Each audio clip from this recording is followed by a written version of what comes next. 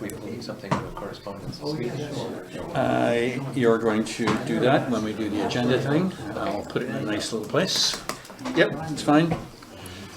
All right, we're ready to go. Nods, good. All right, here we are at 7:02. First thing, welcome back, Councillor Cunliffe. You look very relaxed. And to those of you who might be going on holidays in the future, and I'm not naming any names here, but if you could advise the acting CIO so she can put that in the corporate calendar, that'd be great. So I'm going to call the agenda, I'm going to call the council meeting open at 7:03. Here we go, call to order. Can I have a motion to adopt the agenda? I have some changes. Okay, anybody else got any items? You, Councillor Bain. I'd like to bring, excuse me, correspondence R1 out of correspondence and put it where you please. I will put it as item number, well, I'm going to do some stuff here, so I will do that. Thank you. I'll hold that for a minute. Any other changes? Okay, then I will do that, Councillor Bain. So number 1 will be the call to order. Number 2 will be adoption of the agenda. Number 3 will be public delegation requests. Number 4 will be public participation. And number 5 will be resident correspondence R1. And one more addition, which will be a staff report 8.7, which will be new, which will be verbal by the public works manager. And it could be on, I'd like it on fire hydrant maintenance, if you could update us on that. And that would be it for me. Anybody else? All in favor of the changes? Thank you. Good. We're live, which show number 3 will be public delegation requests for time. And so,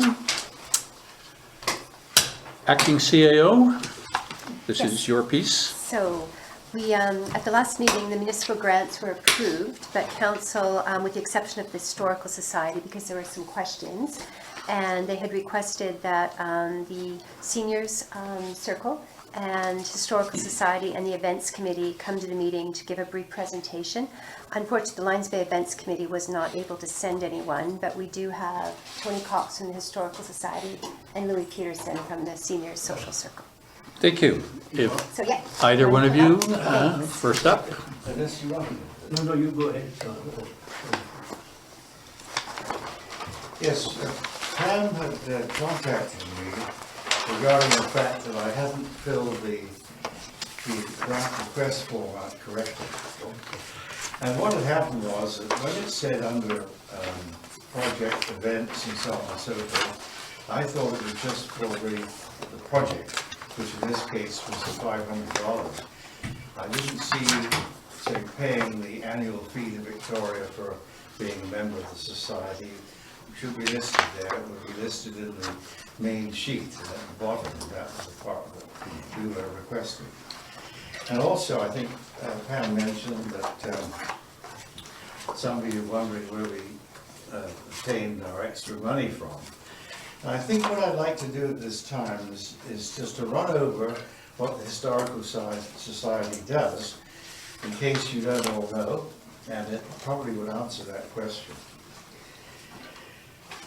We have created 2 booklets in Lions Bay, and each booklet, by the way, cost us $3,000 each to get them printed, and we paid off the charges by selling the booklets. And after that, of course, if we sold them, we kept that money in our own bank account and have given it back wherever possible to the village. And the first major thing we gave back to the village was supplying a bronze plaque at each end of the Centennial Trail with all the wording on it. And we also hired a stonemason from Squamish to come down to chip into the rock. So rather than put the bronze just on the face of the rock, it was built inside with glue and screws so that it couldn't be pried off. We've also donated a bench in Wade Park in memory of one of our members, Noel Day, who was one of the original founders of Lions Bay here. And a year and a half ago, I came and I tried to, as many people had waiting for the bus, where it was then, with no seat. I proposed to our society that we buy a bench for that reason, only to find out that transit were already in the final stages of putting the bus shelter in. So what we're doing now is buying a bench and seats for the front end of the southern end of Broughton Hall. So we do give back with any profits that we have made from the booklets, and we also sell a sticker which goes on your suitcase, so when you're traveling, it's easy identification. We've been a registered society since 1995, which is 25 years now. We have made 23 DVDs on Lions Bay residents. Many have actually passed away. And these DVDs are welcome for anyone to have a look at if they wish to. We've also put together 96 separate files on various aspects of Lions Bay. And we continue to update these files, and they can be used any time for historical works or anybody who wants to find out a certain subject, providing it is one of the 96, of course. We've established a website as well for our activities. And we provide historical information on the village update whenever we can, with a very good picture, and Helen Watson does a wonderful job for us on that. For our hard-working members, we hold a croquet championship every year, and it's a very enjoyable event, and the actual trophy was made by Noel Day. We've also presented council with a photograph of every council since 1971. We held all those photographs and looked after them, then put them in a binder, and I presented it to council 2 years ago. And with a little brass plaque with the names of all the people in the picture since 1971, and you'll be happy to know that you're the latest one in the binder. We think that is a really good thing to have for future reference. We attend all the major functions in Lions Bay. We also set up the criteria to establish a flag for Lions Bay several years ago. We got 37 entries, and the winner, of course, was Victor Miles's flag, which we all know. 3 times we put big orders into the flag shop downtown, and we paid off all the bills for that by selling the flags to residents. The last time, I forgot who it was in the office, they took half a dozen extra flags in case one wears out. We've also created 21 display boards, 2 feet by 3 feet, with all the old pictures of Lions Bay on them. And these we show at certain times, like July the 1st, on the beach, providing the weather's good. We've also created a DVD of the oldest pictures of Lions Bay. We've also, there are 14 veterans in Lions Bay, and we've transferred their photographs onto cloth. And these are always shown on the November the 11th ceremony in the hall in the very, very front. And we've also retained all the old copies of the Seagull and the Community News that have been available over the years. So those are some of the things that we do. And was there a question regarding the our project for this year? Could you describe it? Well, it is a picture, you see, and Mayor Ron came to us a year or so ago and mentioned that the 50th anniversary is coming up in January the 2nd of next year, and it's the time for celebration. somewhat. And he wondered if we could do something towards it. And we've tried many things, actually. We've put a lot of work into it. Two of them are, 50 years ago, the mascot in Lions Bay was Sammy the Seagull. And Sammy the Seagull was everywhere. That's why we named our magazine The Seagull for 2 or 3 decades. And we thought we'd get a carver to carve one, but then we suddenly realized that there's so many new people since then, there's been a gap in the mentioning of Sammy the Seagull, and people would wonder what it was all for. Another thing we tried to do was make a metal coat of arms and place it as you enter Lions Bay with a light on it. We thought that would be quite nice, only to find out that we're unable to use a symbol in a situation like that. So now we've come to what we think is a very appropriate picture, which you probably will see later, not tonight. And that's what our program is. Now, I was under the impression that as the village wished to celebrate, the 50th anniversary, that there would be the money for that, and we have put it in as a grant. I don't know how you feel about that, but that was the impression we got from Ron initially. But I think you may want to discuss it, and if you think it's appropriate, fine. If not, well then we'll look after that. So. Thank you. Thank you very much. I'll begin. Mr. Cox, thank you very, very much. You chaired this committee since day one, I believe. And just the litany of things that you've done, and the recordings and the publications are phenomenal and are an outstanding record. So thank you very much for your work and your fellow historians. I think I am piqued on looking at the number, which is the $500 for the 50th anniversary picture. So you kind of piqued my interest what the picture looks like. Oh, Now, personally, I like one with the current mayor crowned, the whole leopard skin thing. It works for me a lot. But the residents may not be so happy with that. Or are you keeping this under wraps for the time being?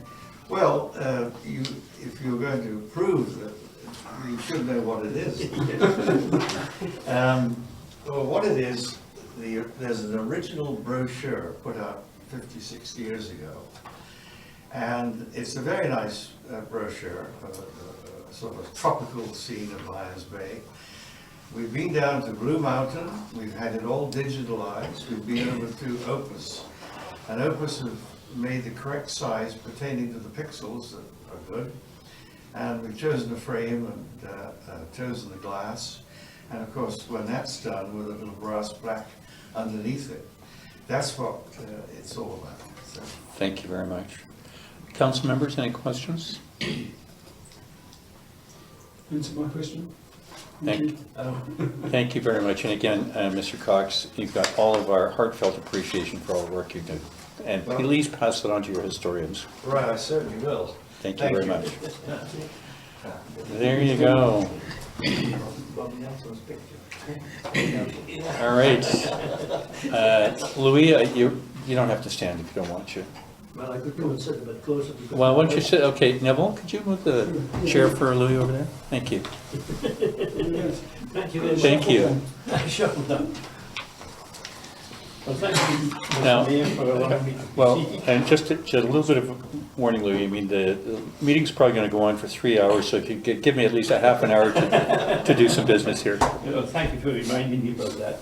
But anyway, to be prepared, I did do a summary which I printed out, which I think I did 6 or 7 copies. I hope I did enough about how the Lions Bay Senior Social Center came about. I'll give you some. Pass it on. And just maybe speed things up a bit, which is probably appreciated by people here.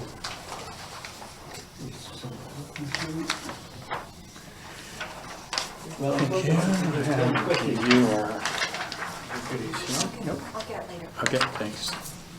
It's item number 8, I'll start at the bottom, that will be quicker. The future, I say, the Lions Bay Senior Social Circle, which is a creature of council, could possibly evolve in various ways and transition into a community-based Lions Bay Social Circle. And the reason that I bring this up is that we started thinking about the future of the Senior Social Circle about a couple of years ago, in fact. What would happen when some of us are no longer able to carry on our duties. In fact, the current board was never appointed by any council, it was a volunteer board. There's a number of people that came forward to volunteer. That has dwindled quite a bit in the last few years, so that really the two people who are most important for this would be John and John, John and me. Getting back to number 1, we started with a $20,000 grant, which was got from the Union of BC Municipalities in the age-friendly program. $20,000 was allocated to a social program. This is almost 5 years ago, about 5 years ago. And the primary focus areas were social participation, communication and information, respect and inclusion. Now, on the 4 additional comments. We have aging demographics in Lions Bay. It's a very small village, and so it was important for us to be inclusive in terms of social gatherings, sharing ideas, lectures on a variety of topics such as health, information technology, air and travel, and physical and mental fitness activities. We did surveys to ascertain what the interest would be. The volunteer ad hoc group came forward as a pro tem organizing entity. We thought the pro tem might be 1 or 2 years. Pro tem has turned out to be 5 or 6 years. That we were under the aegis of council. The results of a programming survey showed levels of interest as follows. 1, keep fit exercises, slideshows and talks. Number 2, active games. Number 3, easy walking tours, potluck meal. And 4 was wine and cheese tasting, cards, health and nutrition. And number 5 was catered meals, workshops and outings. And the board tried to cater in some way to most of these things, not necessarily all of them, but most. So we had ideas.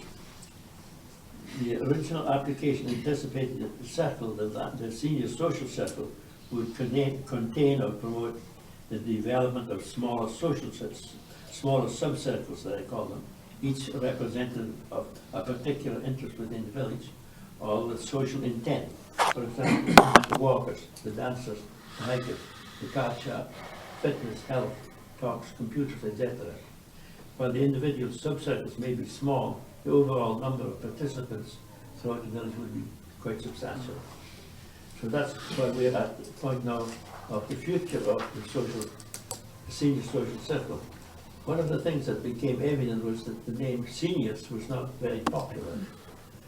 None of us who are 70 or 80 years old wanted to be called seniors. I'm not quite sure when you would become a senior, maybe about 90. So Only 3 years away, we did a couple of years start floating the idea that maybe we should be called the Lions Bay, what was it we called? Can you remember, John? Friendship Association, wasn't it? Well, that was a more recent one. Lions Bay Friendship Association came into play more recently, several months ago, and a lot of people did like that. But before that, it was the Lions Bay 55 Club or something like that. That was the very beginning. I think we discarded Yes, that. we discarded that one. And then there was another one, the Lions Bay Community Association or something like that. And that is a possibility, but in a sense of going forward, I myself was thinking that I would not be able to carry on much longer. And we thought, well, we'll allow maybe about a year or so to carry on for a while, and in the meantime, find ways to search for a new body to take over the job of the senior social circle under a new name, a new name that would be more attractive, especially to people who are, well, half my age. But still seniors. Want to be seniors. And so that's why I come to the council here to see what questions you may have about the future, as well as about the current program that we have in mind. We are applying for a relatively small grant this year. I think it was $2,800 or something like that. We have some ideas, and we've managed every year to have some new ideas, and some things are going quite well. The idea was, we hope, that as ideas came forward from sources of various kinds, that people would take it under their hat, so to speak, and run with it. And that has happened. For example, Tai Chi program, Tai Chi and Qigong, has about 26 or so members now, and runs very well. We have another program called Dance Your Muse by Christine Vivian, which is going quite well. The numbers are not very large as yet. And then there's Finding Stillness, meditation group, that runs quite well. Is there any other one, John? And Crossbreak. That's Finding Stillness, yes. Crossbreak. Yes, it's quite important when someone comes up from the village with an idea and runs with it. You get lots of suggestions, but the suggestions are often along the lines that we should run with it. And that's a task that we can't really manage to do. But those ones that I've mentioned so far are projects that are being run by the people who organize it, by the person, I should say. A single person is really the driving force in these cases. So does anybody have any questions? Well, just to comment on the thought that you might be looking for someone else, you just assumed yourself and John would do it for Ada. I'd like to put forward that suggestion, if that's the way it says. Not possible.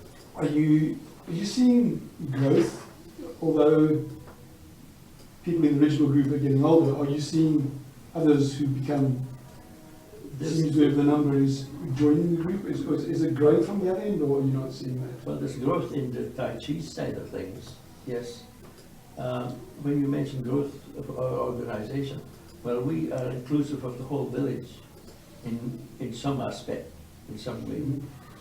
We don't have a membership list as such, but we feel that we can cater to the youth in a limited way. We can cater mainly to adults and seniors.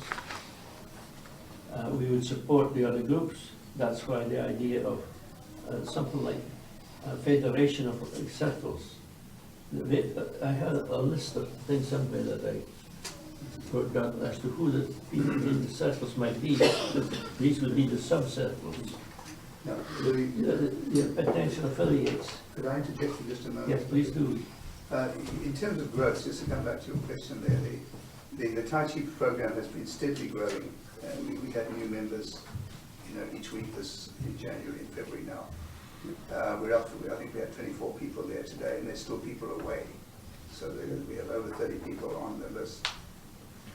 So that's going well. We started 2 new programs last year, which was the Dance Your Muse and Finding Stillness, a meditation program we do right in this room here. And then there's another one which is a speaker program, which I know is one of Louis' favorites, but it's been going along in a sort of bumpy way over the years. And we spoke to somebody in the last... Yes, John, maybe close to I was trying to ascertain whether you see new people, you see the fresh faces. Oh, yes. And is there maybe something the village can do if we're not helping get the message out? It seems like you are. It's getting up by word of mouth, and when we get new people in, and age is not a consideration. Now we've got younger people. Okay. One of your councillors is there, Jamie's there. And no one, she looks young enough that people can come in and say, I feel comfortable here. We've got people even in their 20s and 30s, I think. So, it's coming along nicely. And the speaker program, we have somebody who might help us to pick that up a bit this year. I only have one other question. Last year, one of the things you wanted to spend money on was you needed a new laptop. Did you get it? No. I took your point about assets, having assets. Having assets is... I wasn't sure that I was saying that you should get it, but okay. No, but we gave it consideration. We don't have reasonable reserves, cash. We can tap into. But I wanted to mention the potential affiliates of the group that might be called the Lions Gate Friendship Association. And that was to be something like a federation of circles.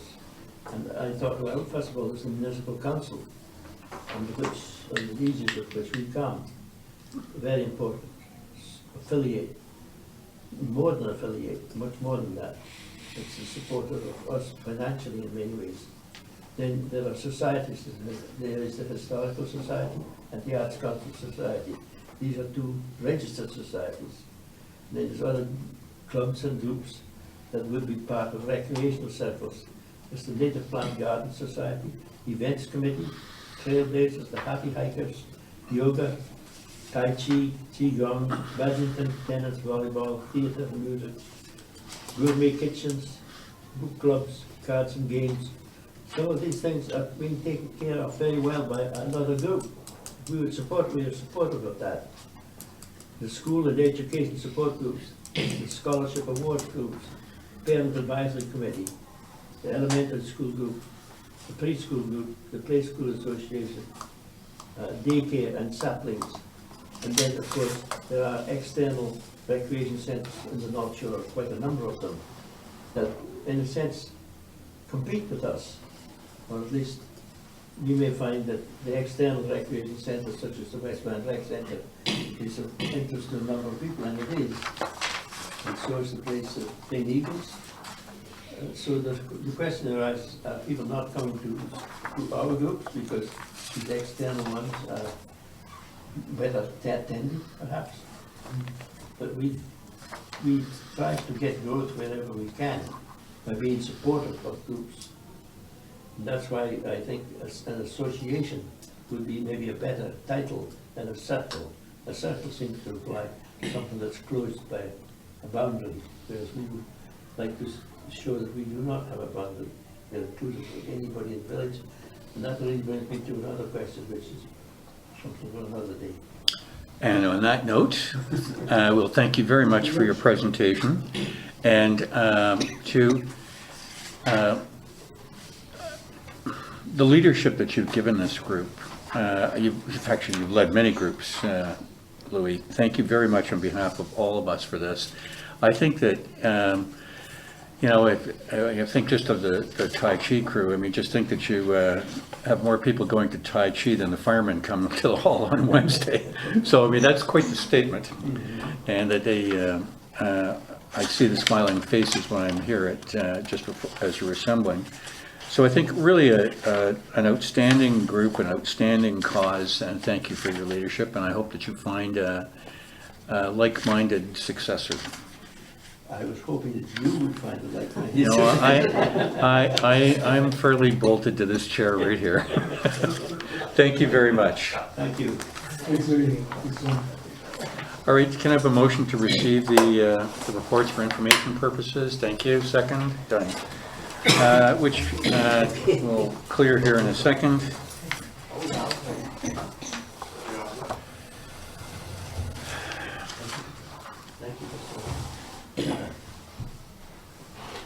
Thank you very much, gentlemen. Thank you again. Thanks for your time. Which brings us to the public participation, and I see we have one, and that's Bernadette.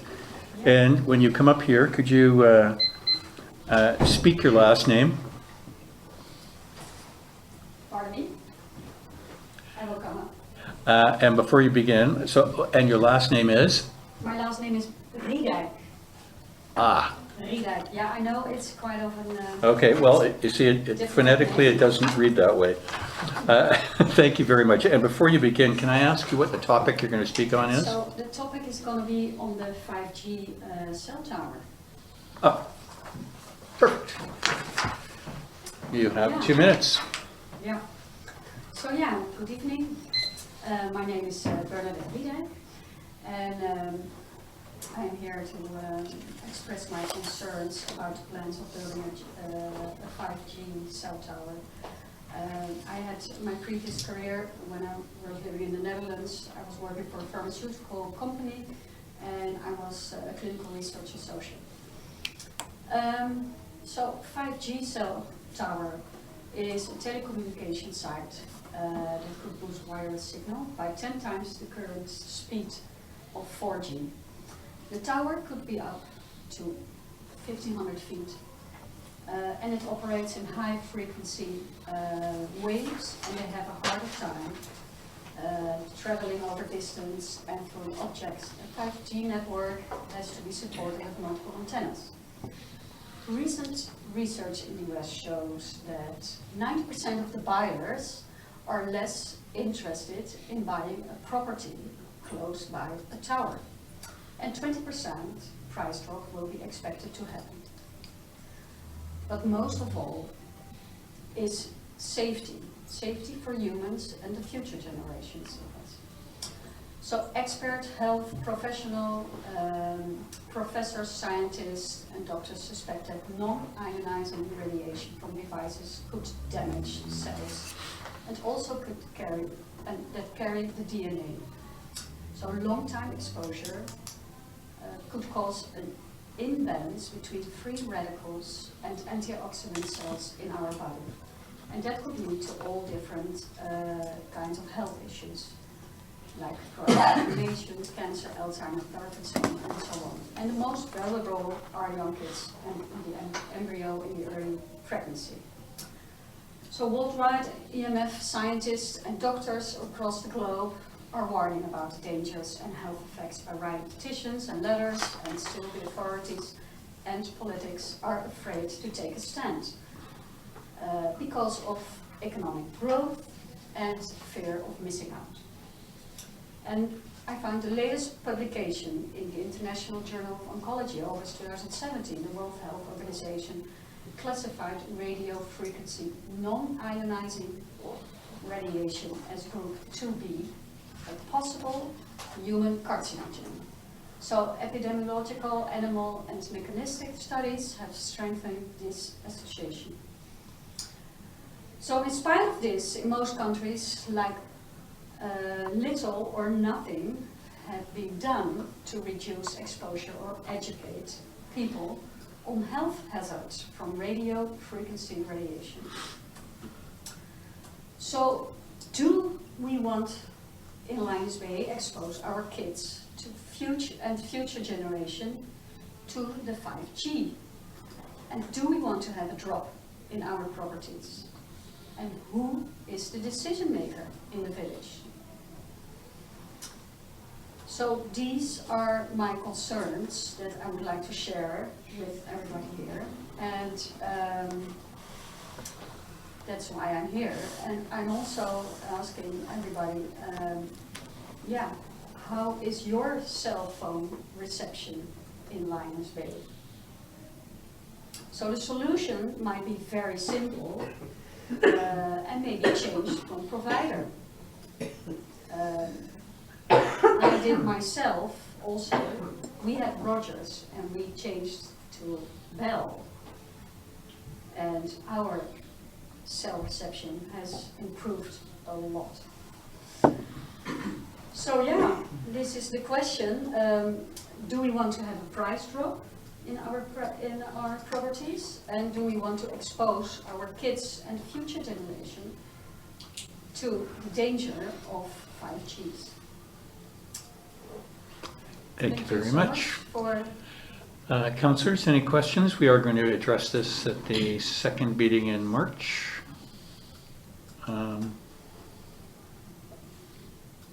Thank you very much. yeah. Oh, thank you so much. Thank you. All right, and which brings us up to item number 5, which is resident correspondence R1. And on that point, I am going to do two things. First, I am going to recuse myself for reason of the CAO, the acting CAO, and our technical advisor confirmed that under the basis that I'm an affected neighbor, I will recuse myself. And acting as temporary chair for this piece of the meeting will be Councillor Abbott.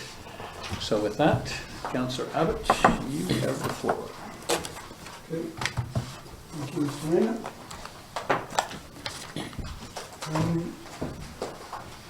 So I've been giving some guidance as how this needs to happen, and I think we've all read how the CEO suggested what our options were. So it's a two-step process. We first need to do a procedural vote, which is a vote to decide that we want to reconsider. So I would first ask the other three councillors, You can't make the motion, someone else has to I'm make the motion. Oh, not gonna sorry, make the oh, I motion. apologize, okay. okay. I was going to ask the other three councillors if one of them we want to put forward a motion to reconsider. Once we've done that, we will then go to the merits of the case. So discussion to reconsider does not mean you're positive or yeah or nay on this, just that you believe we should reconsider.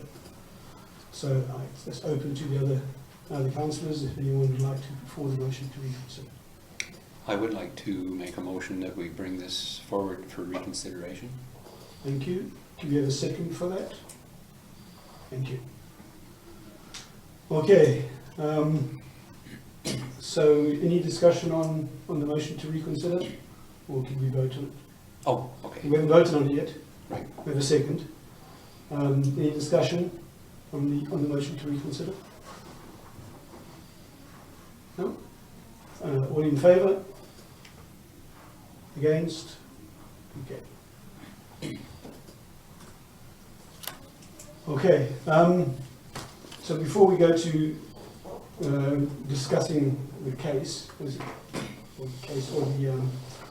the application, I'm going to suggest that we've all seen the presentations, read everything that's been submitted, and that I don't need to rehash any of that for anyone's benefit or draw anyone's attention to where that information is. We've all seen it. It's well documented. We have several public participations around it as well. I would just draw attention to one thing that may not be, everyone may not have noticed. If you read the latest tree committee meeting, which is in this agenda package, they actually, at that meeting, they referred to this tree application and said, and they recorded in that meeting on another review application, that their decision remains unchanged on this application. I don't know if everyone's seen that, but we've got to go find the page we need to. You're familiar with that? Okay. Do you want to see that? Yeah, so can you help me out? Oh, you can show The the tree application, up? this Yeah, needs to one be- sec. The trip is on page 141. 141. 141, yeah, at the bottom, in the minutes of the meeting, it says, so this is the meeting around tree application number 100. At the bottom it says tree application 98. Following the council meeting, further correspondence has been received. This has been reviewed by the tree committee members who opined on this application. Those members stand by their original recommendation. I think that's one thing that we need to keep in mind when we reconsider. I'm going to give everyone a chance to talk. I probably just sort of suggest what I think are the options we have, and we don't get a chance to talk if there's a further options moving forward. I don't have a motion that I intend to put forward. Out of that discussion, we'll see if there's a motion. I think our options are reconsider what was happening in the previous council meeting and go back to the original tree committee recommendation and approve it. That's one option. I think the other option, which was explored previously, personally I'm not sure the merit of it, was that the tree committee goes back and based on the fact that there may be new evidence or other opinions, revisits it. I think what they're saying in the statement is that they've done that. And then the third option would be, of course, to stand by the previous decision. So, and feel free to add any other further opinions or any other further suggestions as to what we can do. Jamie, do you want to start?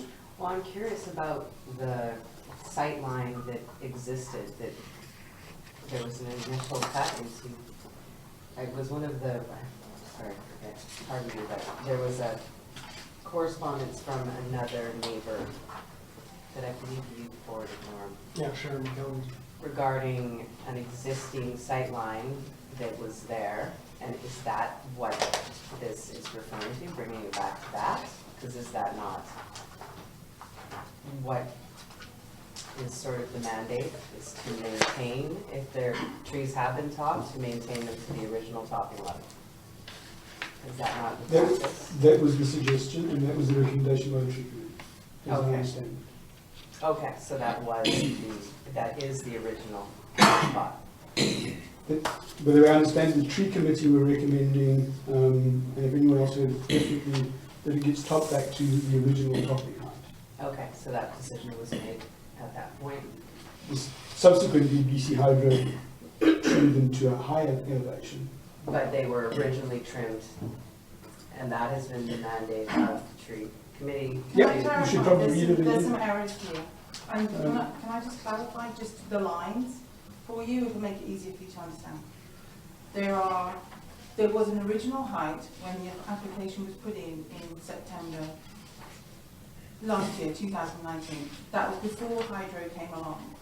Hydro then cut the area next to the lines and made a new height. The tree committee then came and made a judgment call based on the new height. So it's stepped. What we're looking at is kind of like a big hedge, and it's stepped. So the bit that's next to the wires is lower by about 5 feet of leader growth to the bit behind it, right? So when the tree committee came, in order for us to get back to that original height that I wanted, which was just the original height, of the pre-top level, just wanted to go back to that, the tree committee guessed on the amount that would need to be taken off, because they had to give it a number, or they had to give it a reference point, because my previous neighbour last time wanted a reference point to work to, so I did the same thing again. We did the same thing again. We said, right, we're going to go to this line. But what's impossible to see is because the leader growth is so thick at the top, you can't actually see where it's been topped to, where the level has been topped to. So there's a bit of guesswork going on in terms of how that topped height relates to the wires, and how far and what actually the number is that we need to take off in order to get to that back top height, because it is so bushy. So we've basically, the tree committee came and they made their decision based on the hydro height, which has been taken down to no arbitrary, it's just an arbitrary level. So I I'm don't going know to if ask you a question, Mr. President. So currently the lines that are street side, you Yes. can see the small step that's been notched in Yeah. by BC Hydro, and they do a great job of this sort of reverse mullet where they cut it and they leave the back tall. Yeah. We came around on the 28th, so we had the meeting on the 14th. And the spirit of that meeting was to compromise, because Mr. Kennedy had a strong point of view, and so we were hoping to strike a compromise. And our suggestion was that we go a foot below that. So those lines, the little bench, we suggest we go a foot below that, but all the way through. Yeah. So we tried to correct the language on the 28th to Yeah. reflect that sentiment. So currently it looks like that hasn't happened. It's still that small step and then it goes up in the back. No, that hasn't happened, because that's not what came back from the village. What came back to the village didn't mention, if you look through your paperwork, there was a revised note in the last meeting that said the line that you were referring to was in fact the bottom height, when in fact I was working on the basis that that was actually referring to the top height, in which case 1 foot would have made no difference whatsoever, right? And that language was changed in the second one. But equally, that 1 foot on that step down may not even be taking it back down to the height that the previous top height, which is where I'd like to go. I don't intend to go any further than that. I really don't, because that's what I said. Can I read the words of the tree committee, the original committee meeting? They said, as requested, the applicant is permitted to trim the level of the 4 firs mentioned in the application, the trim line should be no further than the second wire down. Yes. The top wire being the number 1. Applicant must clean up and move and all the rest of the language. Is that, That's what I was trying to clarify, whether that current bottom wire, the second wire down, is where they've cut to now. The first little bench. It's so difficult to say because I'm higher than it on my patio, Yeah. I'm lower than it on my driveway, and you're trying to weigh up two things from two different angles. That's why I put that photograph from the very end of my driveway that goes, there's one photograph which is the last one on the letter that I sent back, which basically is a slightly better angle because you can kind of see that one.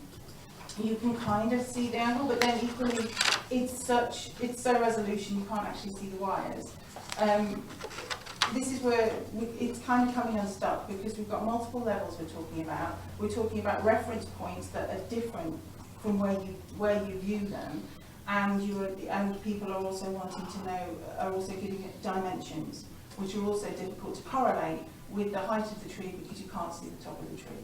So if this is only going to move forwards when we definitely say this is the height we're going to, then we can try and do that. Or we could just say, this is what it used to be, can we not just go back to that? I just want to, Ms. McKelvey reached out to me, so I just wanted to make sure her voice is heard, and I think her concern is that it goes below that, right? She's comfortable with maintaining that current cut, which is what you're suggesting. Yeah, what I've been suggesting all along. Yeah, and I think her concern was that she felt that it's a reoccurring application, she just wants to be left alone about it, she just wants it to be maintained at that level. That's her position. I think and I'm taking some liberties here with Mr. Kennedy's position, but he may not fully see how much we're talking about. His 6 or 7 feet might be out of context. It's definitely not 6 or 7 feet, Right. because he referenced 3 or 5 feet. He got his friends in to reference 3 or 5 feet 2 weeks ago of that new cut height. It's definitely not that. I mean, you only have to stand at the road and kind of figure out 3 to 5 feet. It's way too far. I would never want to go down that far. I want to keep those trees as thick and bushy. It's habitat, as far as I'm concerned. I'm into wildlife, and as far as I'm concerned, that's habitat. I just want to take the absolute minimum off. And from where I'm standing, or hopefully from where I'm sitting in the summer, is literally just to take it down to that original top height. I don't want to go any further than that. And if that's not what's been conveyed... I think our goal is, at least from my position, our goal is a spirit of compromise in this, because we got 3 different positions on a municipal tree, right? And I think we're trying to interpret what everyone's presenting and come up with I think that's the problem here, is I just want to go back to my original cut height. Somebody wants to know a visual representation of that, and somebody else wants to know what it is in dimensions. And that's impossible to achieve without actually getting a cherry picker up there and measuring it. And Well, we don't have the money for that. all I'd like to do is just be trusted to go back to how it was. That's literally all I'm asking for. So could you trust in a spirit of compromise without accepting the tree committee's recommendations? Be okay with our recommendation so that we can reflect. What's your recommendation? So I think I I just want to caution us here. When Mr. Kennedy came here, I think we had a line by negotiating with Mr. Kennedy. I think likewise, I don't want us to go down the same path as someone else. So I allowed you to give clarity because we was clear what was meant, but I think we need to go back to the meeting, in the debate, discuss it amongst ourselves. Reference of clarity, yes, but we're not going to get into another negotiation. That was a mistake we did last time.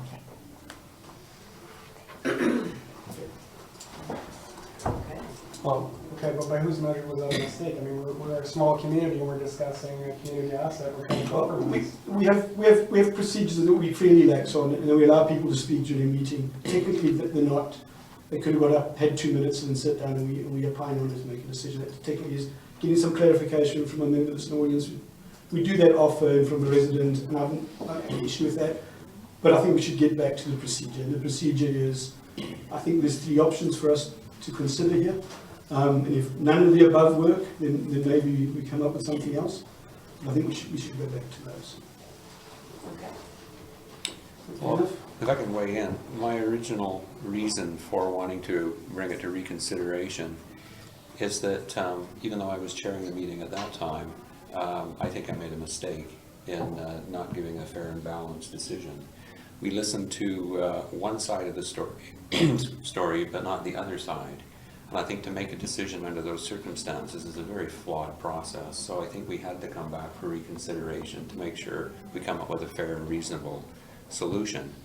The second point is we have a volunteer tree committee who puts a lot of their own time into these things, and they spend more time on the trees than we do. And I trust them as being the more knowledgeable decision makers in our community. And when they make a recommendation, I think there's going to be a grievous error that we would perceive was done before we would dare overturn the tree committee's recommendation. That's my feeling. I think these people who are on the tree committee need to be shown the respect for the work that they're doing. And as I understand it, the original decision by the tree committee is essentially what Mrs. Bradbury is asking for, essentially.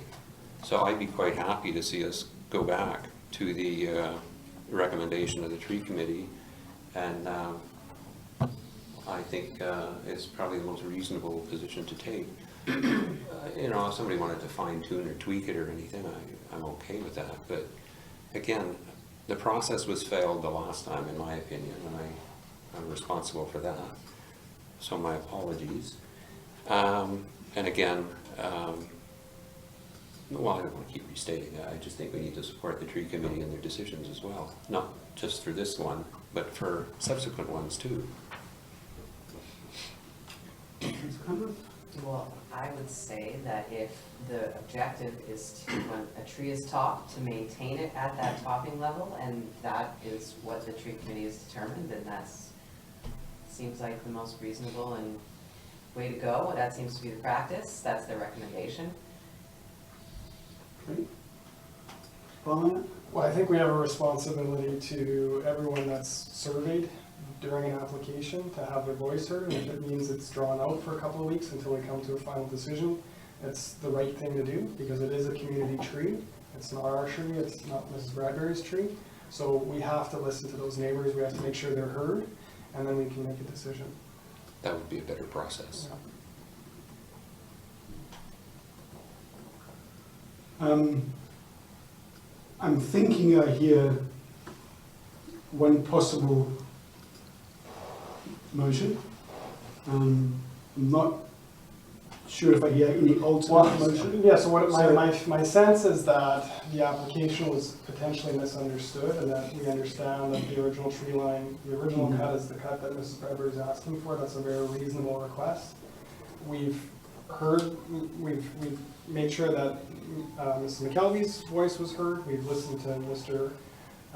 Kennedy, and I think that we could probably go ahead with this application just the way it is, the way the tree committee has recommended it, and likely not find conflict. Once it's cut to that level, the privacy concern will likely not be an issue. All right, in that case, I'm prepared to put forward a motion that council has reconsidered, and we would like to go back to the original recommendation by the tree committee. Could I get a second on that? Any further conversation? All in favour? Carried. Thank you. I think we should dig out a mirror somewhere, don't we? I'll just finish. I'll just hand back over Did to you you. see the vote? Did anyone vote? No, No, yet. no, No carry opposition. with it. Thanks.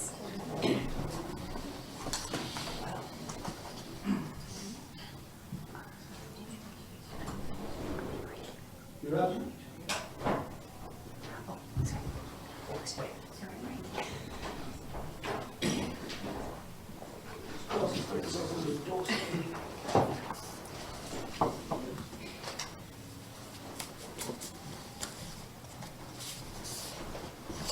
There will be peace in our time.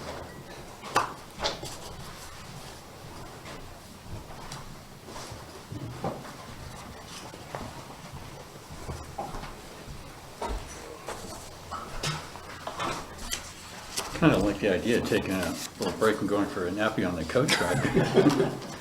Thank you, Councillor Abbott.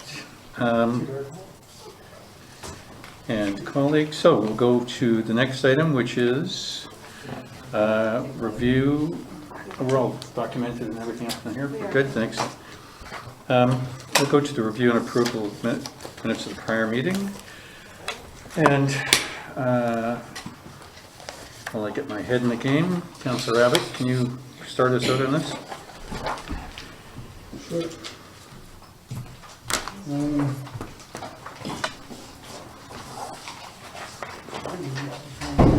don't think I had any changes. Okay.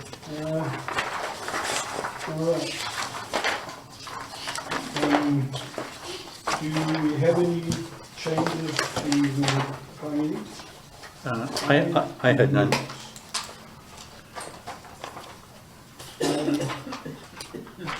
I have a, actually, a change in matter. No, I have a matter arising. I don't have any changes to it. Okay. Okay, no other comments. I have a motion to accept the minutes as they are. Thank you, done. We're good. Business arising, Councillor Abbott. Reporting out of the closed portion of the meeting, page 38 of 340.15. I'm wondering, and I'm looking at the works manager, I'm wondering if part of the communication would be to show some sort of simple GA of what the realignment might look like, so that residents don't come back and say, I mean, I think there's going to be residents who may have, you know, annexed parking areas that may be impacted. I think there's a realignment of that bend. Does it affect anyone? I'm sure we're not going outside the village boundaries or the village-owned land. Sorry, I'm lost as to what we're talking about. Oh, sorry. Okay, let me clarify. I'm talking about the Baby Brook project. Okay. We discussed communication and how we're going to communicate this going forward. Right. And it dawned on me, one of the things that people might be surprised about is when they find out the road got realigned and, you know, the parking lot there, the parking spot they annexed by putting up some rocks has disappeared or whatever. I don't know that that's going to happen, but I know there is going to be some sort of realignment to the road.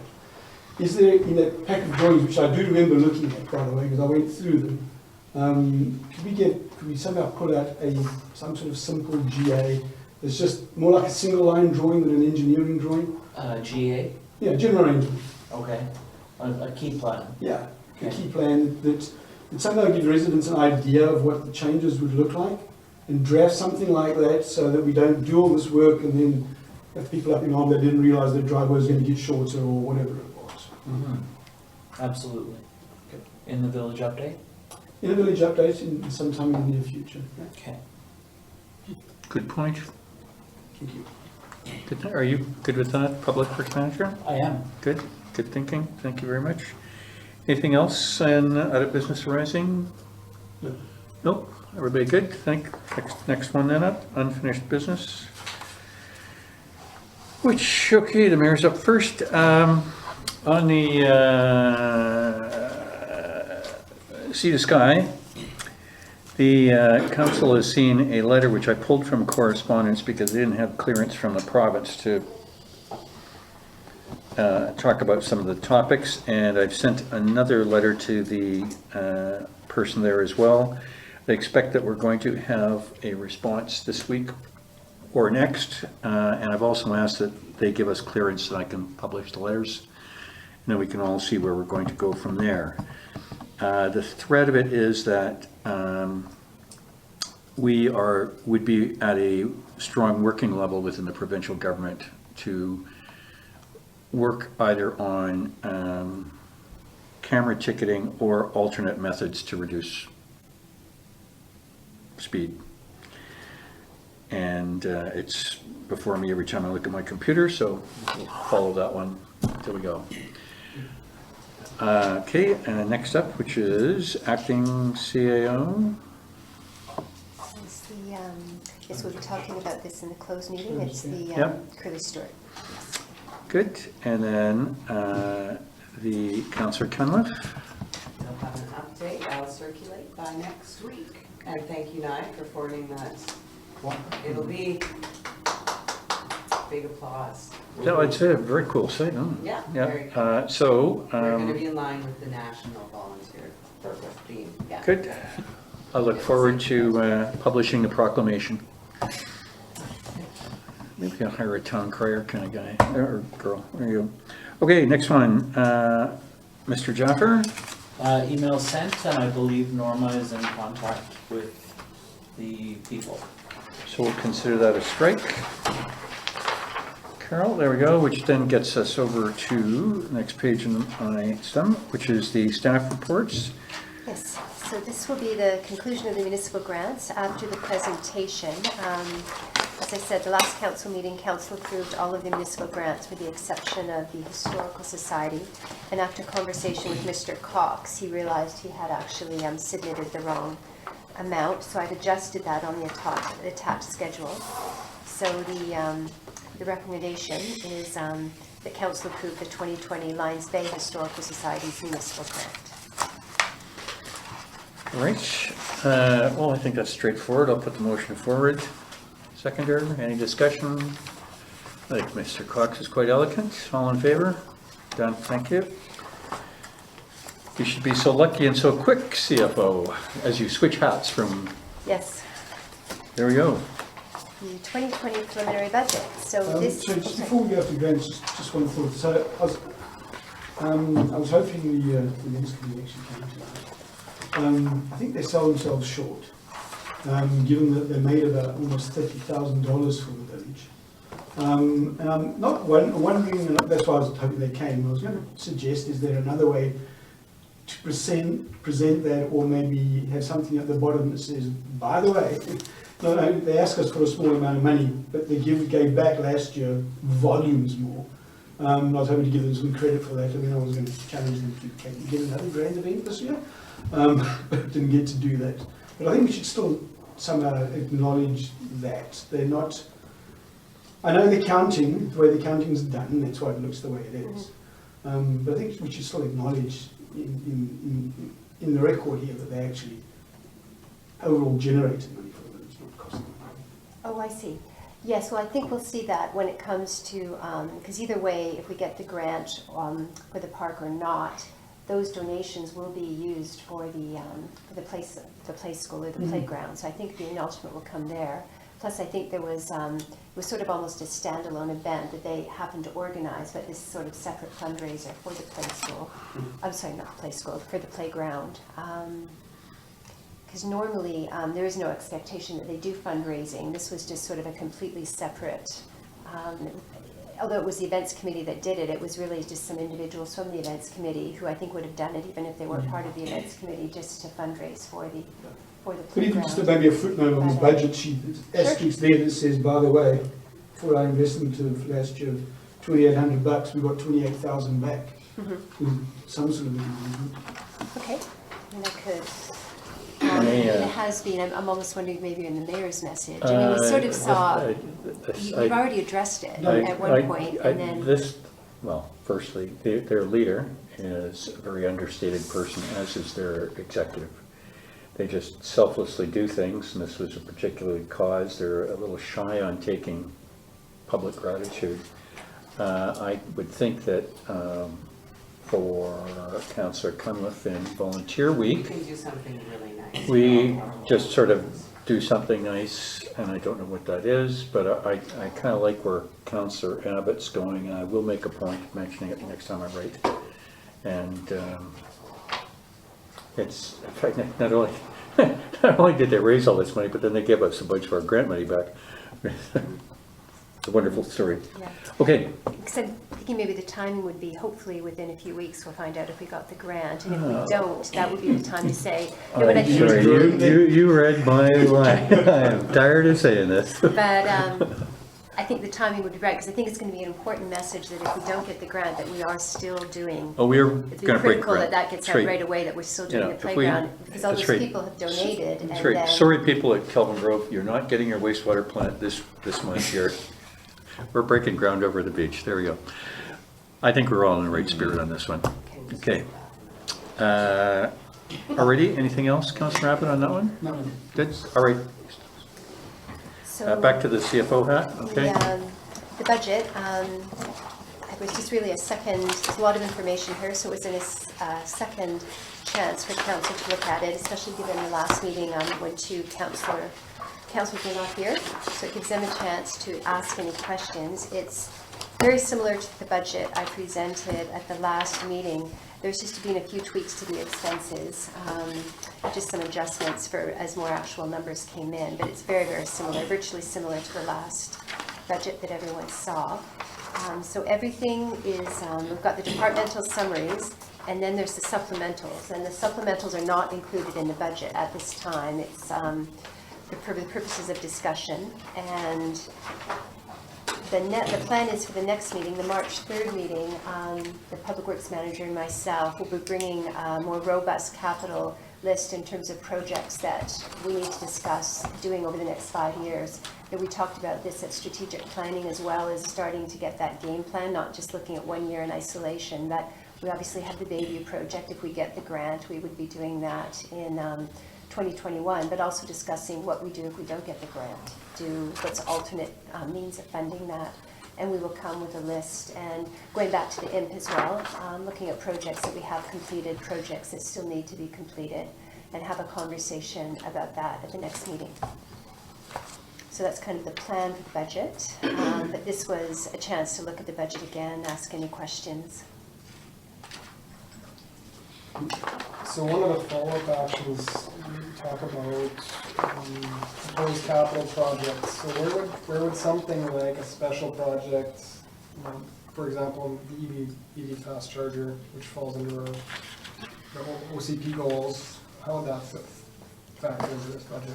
Well, we would put that on the list that we would bring forward, and my understanding where that was left when we talked about it last year and went to the public, there was support for it as long as it was fully funded. And there's still no word on a grant, so we would have a conversation about including it in the budget, assumption we get a full grant, and if the grant subsequently comes out, it's in the budget, but if it's not 100%, then that would have to be a conversation with council, and it would involve a budget amendment, because I don't believe we'll know by the time we adopt the budget if there is going to be a grant even available.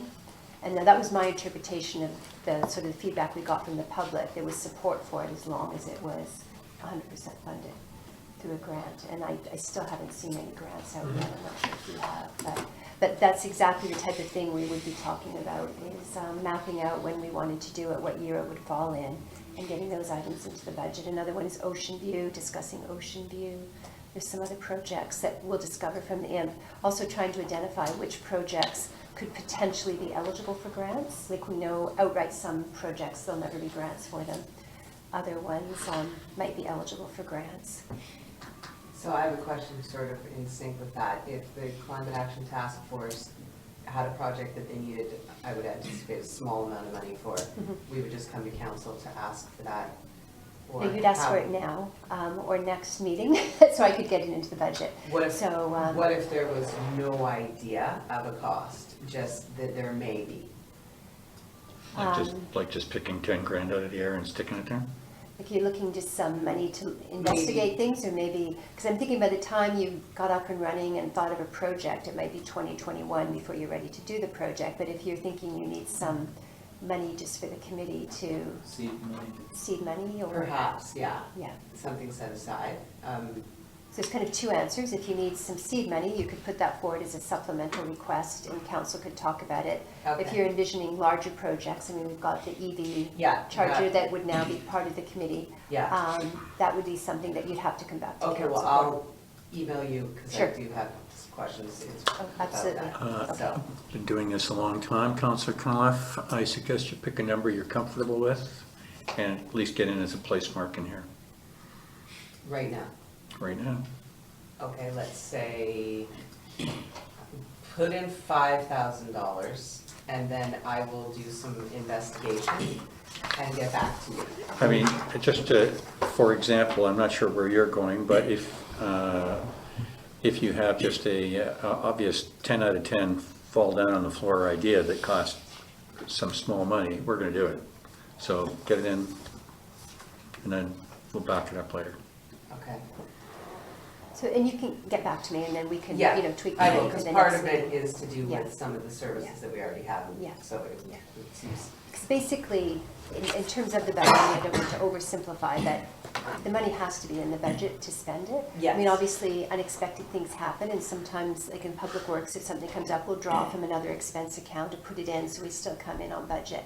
But another example is, I'll be bringing information on in the next meeting. We have 5 grants that we've applied for, smaller ones, around $25,000 for emergency fire grants, and we hope to hear soon. And they're 100% grants, but I still, in the budget, have to put $25,000 of grant revenue and $25,000 expense that council then adopts to give me the authority to spend it, even though, it's a Yeah. net zero impact on taxation. So it is important that all the requests get into the budget, and the EV charger is another one like that. We'll go on the assumption that it will be 100% grant. We'll put the grant revenue in, we'll put the expense. If it ends up not being 100% grant, then that is a subsequent conversation with council, and we have to do a budget amendment. Tossed around the idea that in-kind contribution for the civil works, I'm not sure if that's still something we can consider, but it does have value and it can be considered as a contribution towards the project. It has in the past. I'm not sure if the new grants will have the same language. So how would that, it's not something you budget for, I guess. So when you say in kind, So let's say we have some civil works, some earth moving to do and some paving to do and something that's within the wheelhouse of public works. Oh, Public There's Works, a value, yeah. Just when you value. said civil engineering, I don't think we have anyone on No, staff. we're not, Civil engineering. not discipline engineering, but Oh. civil Oh, I see. construction, Oh, yes, construction yeah. type work. Yeah. It has a value attached to it, we can contribute that as an in-kind contribution. Is that something you budget for, or is that something you No, just? we don't need to budget for that because we've already budgeted for 100% of Public Works salary, so depending on what they work on, that dollar value is still in the budget, so that's fine. So that's kind of the goal, just getting, more familiar with the budget, what's being asked for in the supplementals, because in March, basically, March is the decision-making month. We decide what's gonna be in the budget, what's not, we'll bring forward the capital. So I can start doing, working on the 5-year plan, because we actually adopt not just the 2020 budget, but the 5-year plan. okay. So at what point do we talk about what we ask for in the budget, and how do we decide what to include if we're actually asking for a dollar sum? So you just added a Yeah. 5K for the Yeah. climate committee Yeah. with no discussion. So that would be, no, this is just a list of proposed supplemental requests, so I'm thinking the next meeting in March 3rd meeting, we'll start going through, Okay. deciding what we want to do. And so feel free to email me, and any counselor can email me during the next couple of weeks, and I'll put, if you think it's something you'd like, and we'll put it on, and then that's when we have the discussion. March 3rd, we'll, like I say, the Public Works Manager and I will bringing forward what we see as some of the potential capital projects for discussion. And then for the second meeting in March is pretty much when we have to make the decision about the tax rate. So we have time to do the readings, because the budget has to be adopted by May 15th, actually submitted to the ministry Maybe as by a May point of 15th. discussion, we could add a 25% village contribution for the EV charger. Roughly 20 grand would be 25%. I think the capital for that project is turning out to look like it's going to be around the $80,000 mark. Okay, So that's the transformer portion, the equipment itself, and the civil works. So if we could look for, most grants are 75% grants, and some of them have had a 100% element to it, but that's not necessarily the case. So we'd have to try and round up either 20 grand in in-kind contribution or fund it somehow. Yep, I'm good with that. I think everybody should be getting their stuff on the list, because when the bun fight comes, it is feel what it free is. to email me Right. anytime in the next. Councillor Abbott, shall you go first or shall I? Well, I can do it. I've got a few questions that I didn't ask last week. Some clarity. So page 45.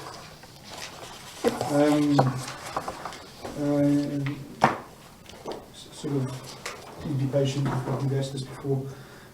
What are the grants in lieu again? Oh, The grants in lieu are from the utility companies, and they are required to pay us a percent of their revenue. So it's 1% of the revenue they earn in Lions Bay. So we get it from the cable companies, and we get it from BC Hydro. Okay. And all municipalities get that money. And Okay. it's being called grants in lieu. Okay. And that's a fairly exact number. What they do is they're actually just paying us this year on the 2018 revenue. So they send me the revenue, so I actually know what the grant is going to be. So it's a fairly accurate number. Why would we budget 2020 to be below 2019? I'm sorry?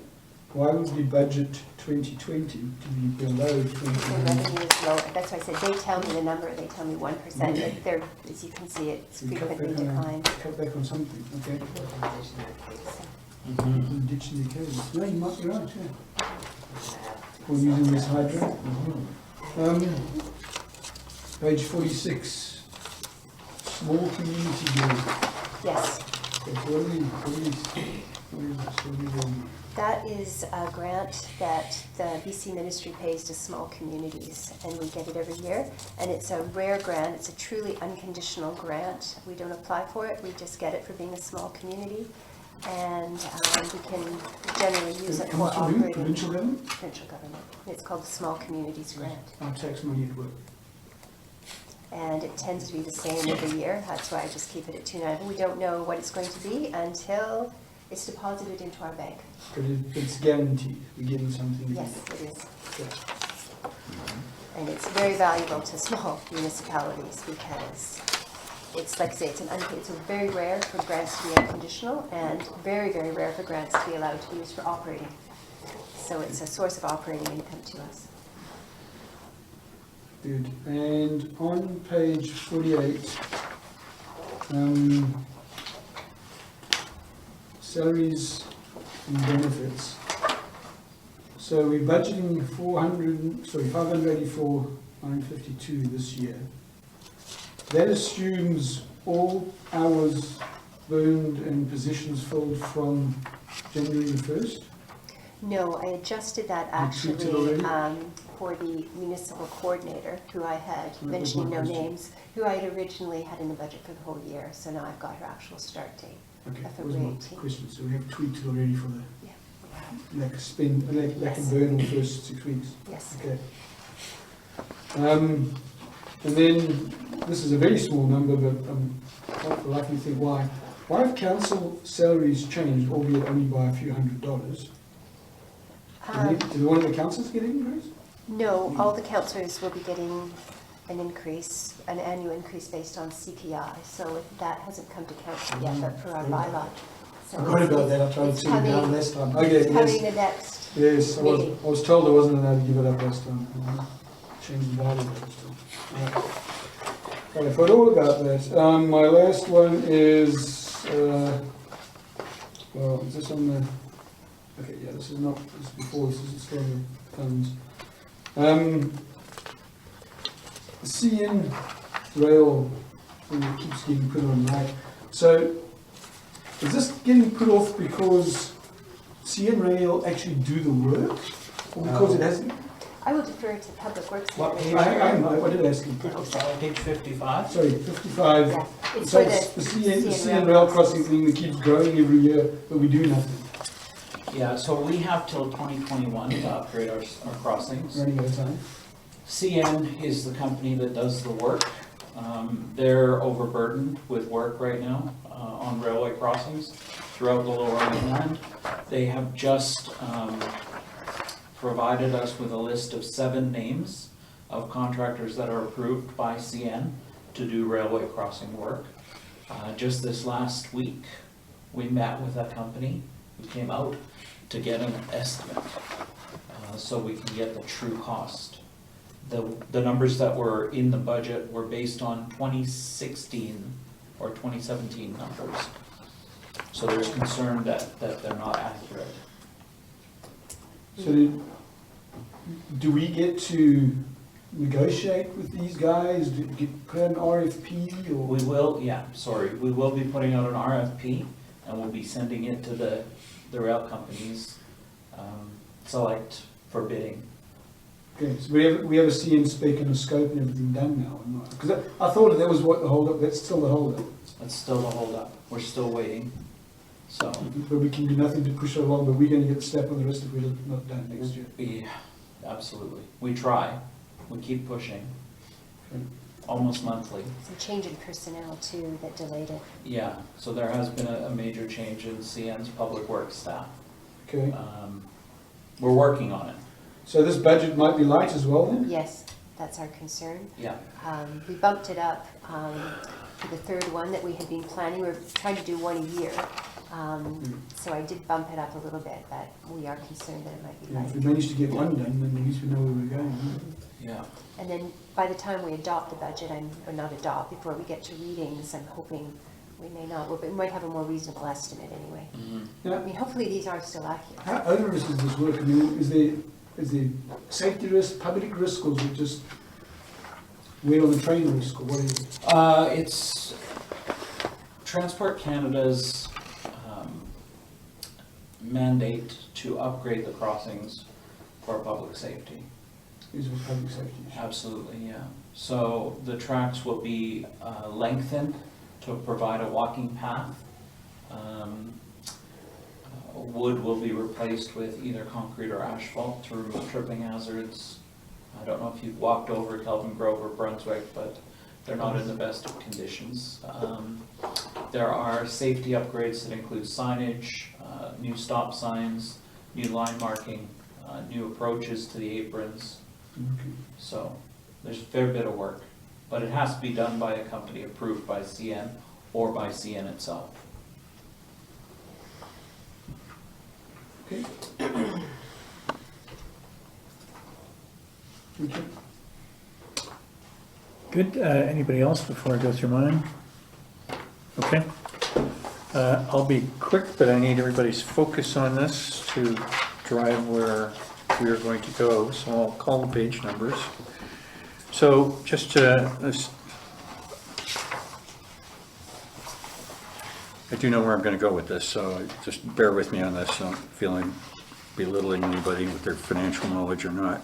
So I'm on page 44, and the number that I picked out, which is halfway through the bottom, which is where all the brackets and unbracketed column is at the last quarter of the page. So what the CFO has done is pulled $234,000 out of prior budgeted stuff. So keep that number in mind. On the next page, which is page 45, this would be my guidance, and we could go with general discussion, although you're not looking for rates being set yet. I was thinking that 13% would be the number I had in mind this year. And so it would be 3 for operational, 10 for our infrastructure levy. So if we did do that, the 144,658 would be a higher number, because in reality we're compounding that 13%. And I think 3% for general operational would be my guidance. And I'll look for, I'm not looking for discussion, but if there's anybody drastically opposed. He's talking about a 10% infrastructure levy again and a 3% general property tax increase. It's a smallish number in the world of the world, but I think over a period of years compounding it is a bit more. So that would be my thinking, unless there's any disagreement, then I would suggest that the CFO amend her stuff for next time to redo the math. The other piece that I had, whipping quite along here, was, something I wrote down, and I was looking at the list of what we submitted over different times. I'm on page 52 now, which is the bylaw services. Maybe I've got it here in, I've got it in 2 places. One, I'm going to bring it up here, but it's also in my proposed capital and supplemental request. And this is something Councillor Abbott had mentioned about having the bylaw officer appear other than the published dates that they are right now, and that perhaps that we pay for the additional services for the person to be here somewhere on either a Monday to Thursday. So I don't know whether that's of interest to anybody or not. Well, if it increases our parking revenue. Well, I mean, considering where we were last year, the parking revenue, I really don't see declining very much, because, I see it potentially going up by 25% if you had another day. Well, it's a weekday though, and it's been our experience, we have done that before, and no tickets were issued during the week. Another challenge we might have, not to say yay or nay to it, is we do have two excellent bylaw officers who we're hoping we can rehire yet again. But I think they're only available on the weekends. I mean, we definitely inquire to see if they were Is available that during the week. confirmed? Because when I asked that question, it seemed like they hadn't been asked. whether they've been We retained? both know they have full-time jobs, that's all. Yeah. Okay, Like they don't just work here, they have other employment. We would definitely ask. okay. And just a reminder that Public Works is issuing tickets. We've probably issued about 6 in the last 3 months. Are we going to target setting? Just saying, We do we're have not that without. capability. Like if we get calls now, we do have the ability to Okay. go out and ticket. In the past, we haven't. Mhm. All year, not just in the summer. Those are generated by complaints, those Okay. tickets that were issued. I just, and I'm pleased there's been 60 tickets generated. And I know, it's not Public Works' core function, and I believe there was some sort of pushback when the idea was sort of mooted. And I've actually phoned you on one occasion, but more than one occasion, I've driven past the Public Works truck, drive past someone dangerously illegally parked in a bend, non-stop. Yeah. So I think it's that, and I think it's, and maybe it's not, I'm not suggesting it's all day, I think it's summertime, construction activities, one hit and miss day, and maybe one of these guys can work from 3 till 7 or whatever it is, just go around and get people's attention, because that's when you've got all trucks, blocking streets and no flagmen and all those kind of things. I still think if you can get someone to do it, it'd be, just make people aware that, because this is perception that you only have to obey the law, Friday to Sunday in Lions Bay, right? Yeah, I will add that we only respond to complaints. You only respond to So, complaints. Where the bylaw officer's not, he's going to stop and say, oh, by the way, Correct. you have this, have you done that? Yeah. And that's the educational part of policing that we want to keep going, right? People understand. So the Ocean View ticket was complaints driven? The SUV on Ocean View? The silver SUV that's been parked there for weeks. It's got a ticket in a bag Yes, under the window yeah, windshield. that was complaints? complaint driven, Okay. yeah. I'm not sensing this is a big winner, or shall we just leave it on my list for when we cut this down? We just do community policing. I mean, I don't know. Give every resident an opportunity. All right, all right, so moving on then, all right, I've mentioned it, I'm not going to go any further on it. Public Works Manager on page 53, and this is footnote number 2, budget includes the cost for porta potties and repairs to the beach float, and it's $51,000 more or less, and that's either a lot of porta potties or a very expensive beach float. Sorry, are we under parks or? Page 53. Well, I was just explaining the increase. It tends to be fairly steady, and we had to increase the budget because we now, it's just general maintenance, beach park maintenance is everything, but there was a bit of a jump of 10%, and it was because of the porta potties. We didn't budget them in 2019, and they seem to be quite a success, so if we, last year The was porta the first potties year. installed at the end of Sunset? Gotcha. Sorry. Duh. Yeah. I'm looking in the wrong direction. Thank you very And much. Also, we've identified we have to do some repairs to the Yep. beach float this year, Yep. so that was, I was just explaining the increase in the budget. Yes, no, thank you, I just I'm thinking in It's the not a wrong. $51,000 porta potty. Well, I thought, we thought, well, I want to talk about costs. Okay, So I think my, my last piece is on staff's proposed capital and supplemental requests, which are totaled on page 58 and come to just about $300,000. There are a combination of two ways to do this as I see it. One, when we get together next and to approve at the end of March, that $300,000 may be a reduced number, or it may be $300,000, or it may be slightly more. But I think council should know now that staff do not have a crystal ball, and this will be coming out of our surpluses. So this is, for me, I am a believer that if we are going to do as we have done so far, increase taxes to do infrastructure work or CapEx, it's a fine line how you walk each of them. So I'm encouraging staff not to necessarily shrink the list down, but if it's important, keep it on. And we'll find a way to do this. Okay, and so that being said, the proposed $125,000 for the fire hall seems like kind of A bit more information? a bit more information would be good.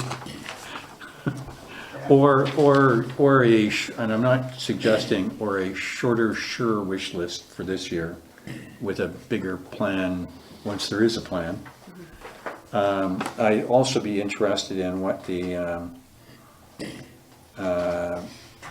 fire truck status actually is. What is our life expectancy on that? And what would the cost be? And I think we've done some pulling rabbits out of hats in the past to get to where we are. And I don't know whether those rabbits are still in there or where we're gonna go. But I'd like some information on that too, because it's probably gonna be a biggish number. I think for my last piece on this one, and I'll be quiet after that, is page 60, which I've winnowed my list, which I gathered over several months, is that, and the first one was just $6,000 for the extra person, so that'll stay on for now. Councillor Cunliffe, don't know what kind of budget you're looking for, but it's there until you tell me a different number, so whatever. I would just add to that, we currently have about 3,000 in the budget for volunteer week. Last year, you were very successful with sponsorship, and you got enough sponsorship dollars to completely cover it, but that wouldn't be necessarily an expectation every year.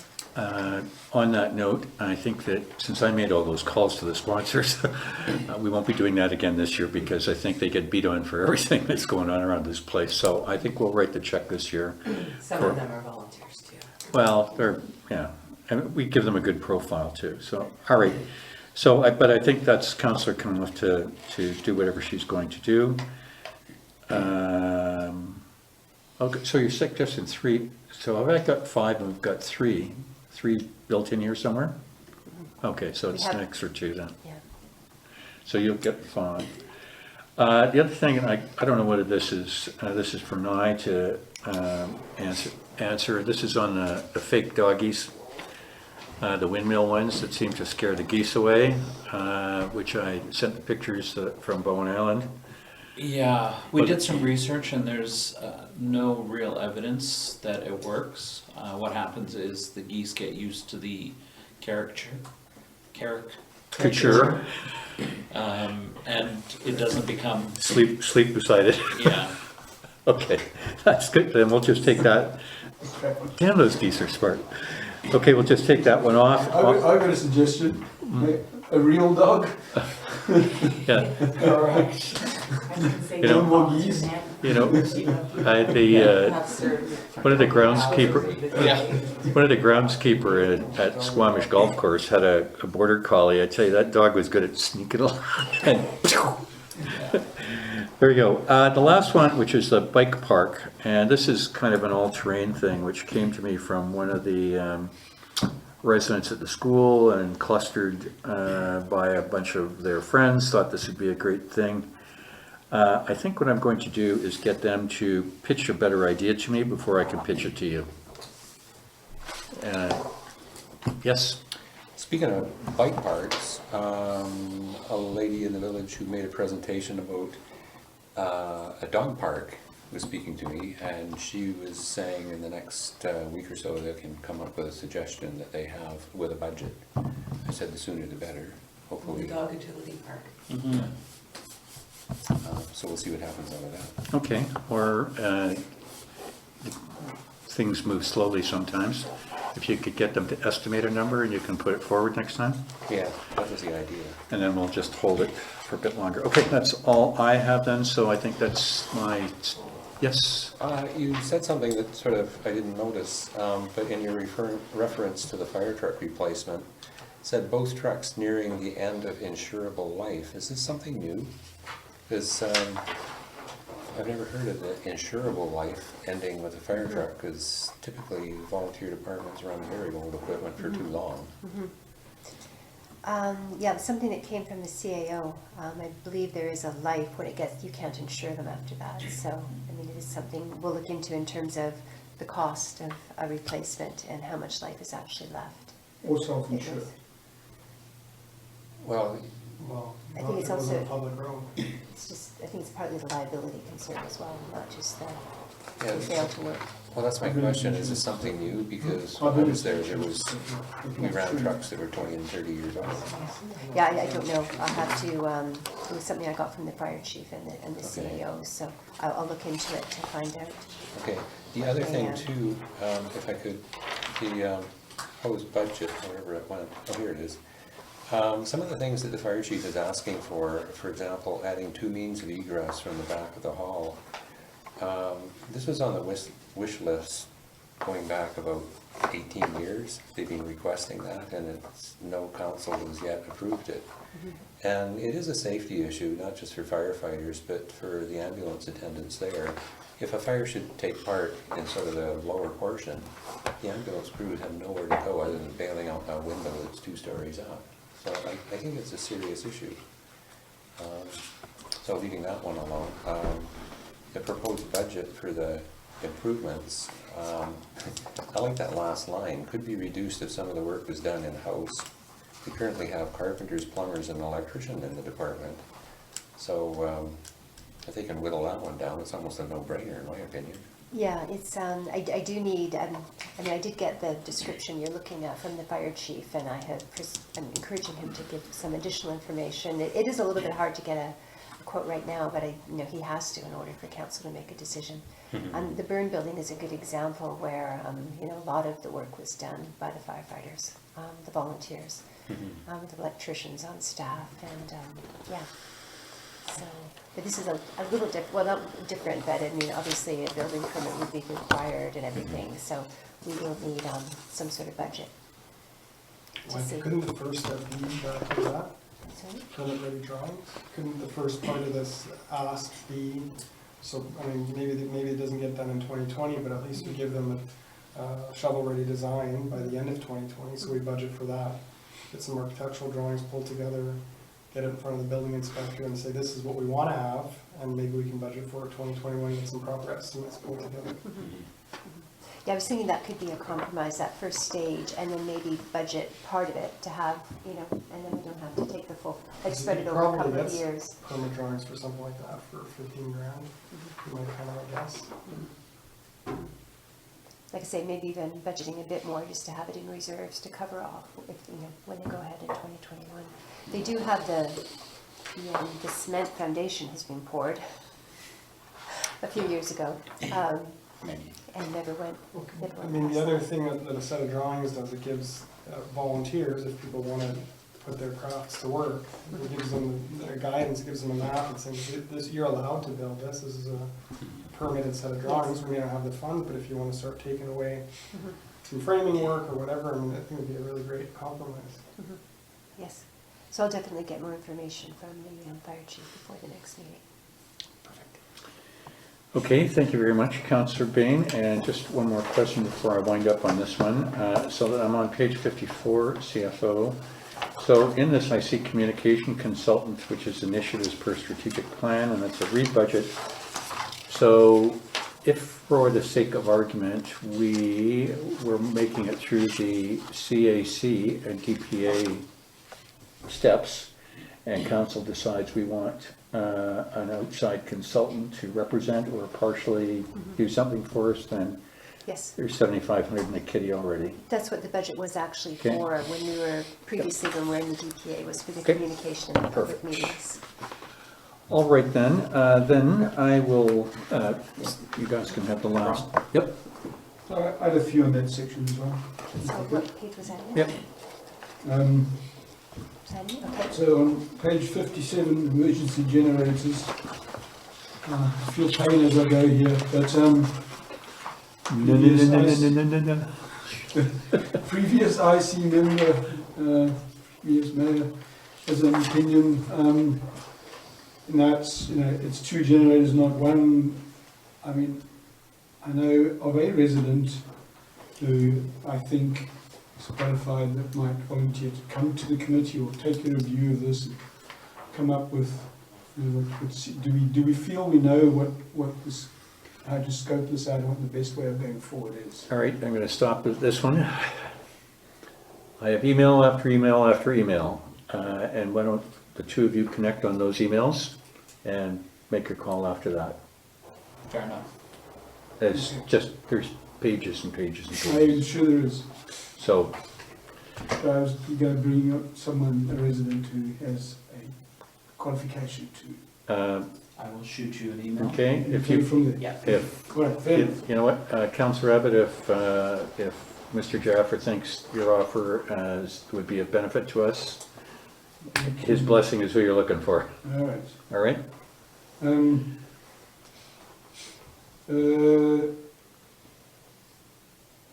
Was a little, so the DPC, the Deputy Emergency Planning Coordinator, What page are you on? sorry, bottom of the same page, 57. bottom of Okay. 57. So we underspent on this initially, right? Because we took longer to get it in place. Is that Yes. factored in? It is. I'm trying to understand this, It's because part of it's the the same over 2 budgets. years. On the first page where I have money being drawn in from surplus to cover the expenses, it's part of that. So yes, we're drawing from surplus to cover the underspent part, because we hired him later, we didn't, I'm getting. Based on what was originally approved, if we had, do we still have budget for him until when? Well, he was hired from July to July. I had more in the budget for 2019 than we actually spent, so I rebudgeted that in 2020. So basically, I'm offsetting his So this is costs. the delta, this is the And, difference? no, it's shown on the summary page where the reference that Mayor McLaughlin had said, where I'm bringing in $233,000. It's included in there. So any savings, what we've had, things that we budgeted for that didn't spend, so it's in the 233,000, the savings from the salary. I guess you can see it better on, Okay, so I guess what you're saying is already budgeted then? yeah. I've reduced the amount that we have to tax for this year by bringing in savings, rebudgeting things. So you can probably see it better on page 56. Emergency management, I'm bringing in $9,596 under emergency management. That's the amount that we underspent in 2019. So I'm showing it, it's sort of almost as income coming in from surplus.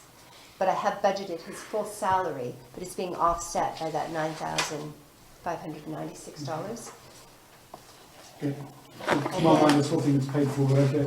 Yeah, so his contract goes to July, so I wanted to display different options. If we renew it for 5 months, then until the end of the year, let's say, and either if we kept him at 2 days, it would be the 73 times 2. If we chose just to continue it for 1 day a week, it would be 7,573. And I've had a request, actually from the mayor and from the CAO, to calculate what it would cost to renew it for all of 2021 as well.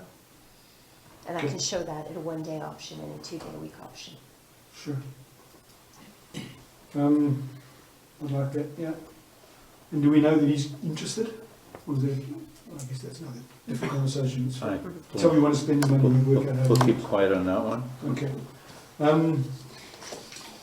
Paving.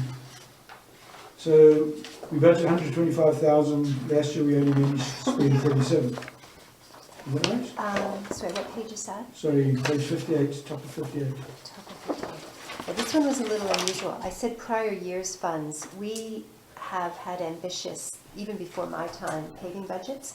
I'm trying to be more particular about the surplus, and I'm trying to reconcile now money that over the years has gone to surplus and identify what it was taxed for. And I'm doing my best effort to make sure it is put towards that. We have no obligation to do that, but with the road budget, I had been reminded by actually Haley Cook that before Nye Jaffer in my time, sorry, Public Works Manager in my time, there were large road budgets and none of it was never spent. So I went back and went all the way back to 2008 to see everything we'd budgeted and everything we'd spent. And there was about $88,000 that we've taxed for that we haven't spent. So I'm saying we're going to draw from surplus because that was money we taxed for that purpose. This is a one-time benefit. NI has indicated in 2021 we'd probably be looking for a similar budget for road paving of 125, and there would be nothing to offset it. Okay. So did you, okay, so in 2020, did you manage to spend the 125? We didn't have 120. 2019, We didn't have 125. This is what we're proposing for 2020, Right. and then, so I don't have it in front of me. We did do a better job, but we were still a little bit favorable. We didn't spend it all, but Yeah, we spent 30,000. 30,000, yeah. Yeah. when you fix roads, let's fix roads. Yeah, yeah, absolutely. All right. I've got a question that I'm sure I can answer my own question. I don't think this fire hall was ever considered as an IMP or anything like that, right? No, it was not. Okay. I think I'm going to look to Councillor Bain's advice as to how much of this is nice to have and how much really needs to happen, in my opinion. I don't know, I don't understand it. But I would be interested to find out about these fire trucks' life and this uninsurable timeline. I mean, liability insurance is one thing, but if it's just can't insure the truck for breakdown, well, self-insure. Keep going, right? I don't know. Yeah, part of No way the truck was you can't insure it, just keep it going.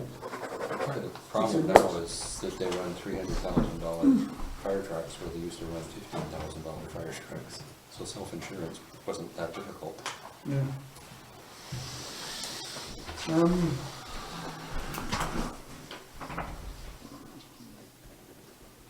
Okay, I had a comment on the volunteer week, so I will voice it, so I wrote it down. Seems like a big budget, now that I find out we've got some money for it. And the events committee could do 6 events for the same budget, $5,000. I picked a number, not Councillor Yeah, Kelly. Oh, okay. I know. So you Like don't, you heard Van say, last year our event was neutral. so you don't think you need, okay, that's fine. I would Okay, say so- And we also, I think, Okay, I misunderstood, I thought it was an ask for $5,000. and I don't think Mayor McLaughlin was aware that we have about $3,000 in the budget Already. this year, Okay. just in, it's all Yeah. See, hidden in I'm one wishing I hadn't line. even voiced I myself. was Voiced looking to bring Neil Young Thoughts in came for one song. You Right, thank you. can't have the councillor shooting each other, it's okay. Okay. Well, good. All right, so to close off, the guidance is on the revenue thing. Notional guidance is 13%. So CFO, if you could do the remath on that one so it effectively compounds it. The second one, council recognizes that there's $300,000 in 13%, I don't understand. Just walk me through what 13% is. We'll have an additional 10% infrastructure levy like we did last Same as year, last year. and a 3% increase in general Okay, so it's not taxation. 13% general taxation. Yeah, It's not. Right. it's just on a Well, larger 10% number. is- It's 10% on a small number and 3% on a big number. So No. it's interesting. The It big would still number, be the big 13 number is the start. 13 last year, and it'll be 13 this year. But 10% of it will go directly into a reserve. And if, Oh, so 13% tax increase. Mhm. this year, okay. like last year. Just want to clarify that. But with, an important point, though, is 10% is going directly into a reserve, and the 3% would be And for what is the operations. per household? Hang on, let me just understand that. It's not a 10% increase on last year. Last year we taxed 10% for infrastructure. We're going to do the same again. We're doing double. Yes, so in this particular one, there's the 144,000 of the infrastructure levy. Yes. So take that, go 13% on the top number, 10 goes, whatever that is, 10 goes to infrastructure, 3 for operational. This is going from 0 to 13. We're not doubling. We're not doubling. This would, That would be compounding at a Exactly. suicidal rate. that's what I'm looking No. at my face. No, We're not doubling, thank you. No. Right. it's a compounding, not doubling. Okay. Okay, and so the thing is that council recognizes that the 300,000, if that's the number, for the capital and supplemental request, we're not blinking. We know the money's gonna come from surplus. And I think on behalf of council, we're not gonna blink on the budget that's, or the requisitions that come forward, but we are looking for execution in the current year. So if we're going to dig into our reserves, we want paving done and all this other stuff. Okay? And that actually, Yep. ties into what our plan is for the March 3rd meeting, sort of discussing the operational like paving and making sure we spend it, hopefully the CN rail crossings, but also starting to make a specific game plan for the next 5 years for capital. In the past, we've gone through the loan authorization bylaw and kind of assumed we'd be getting this.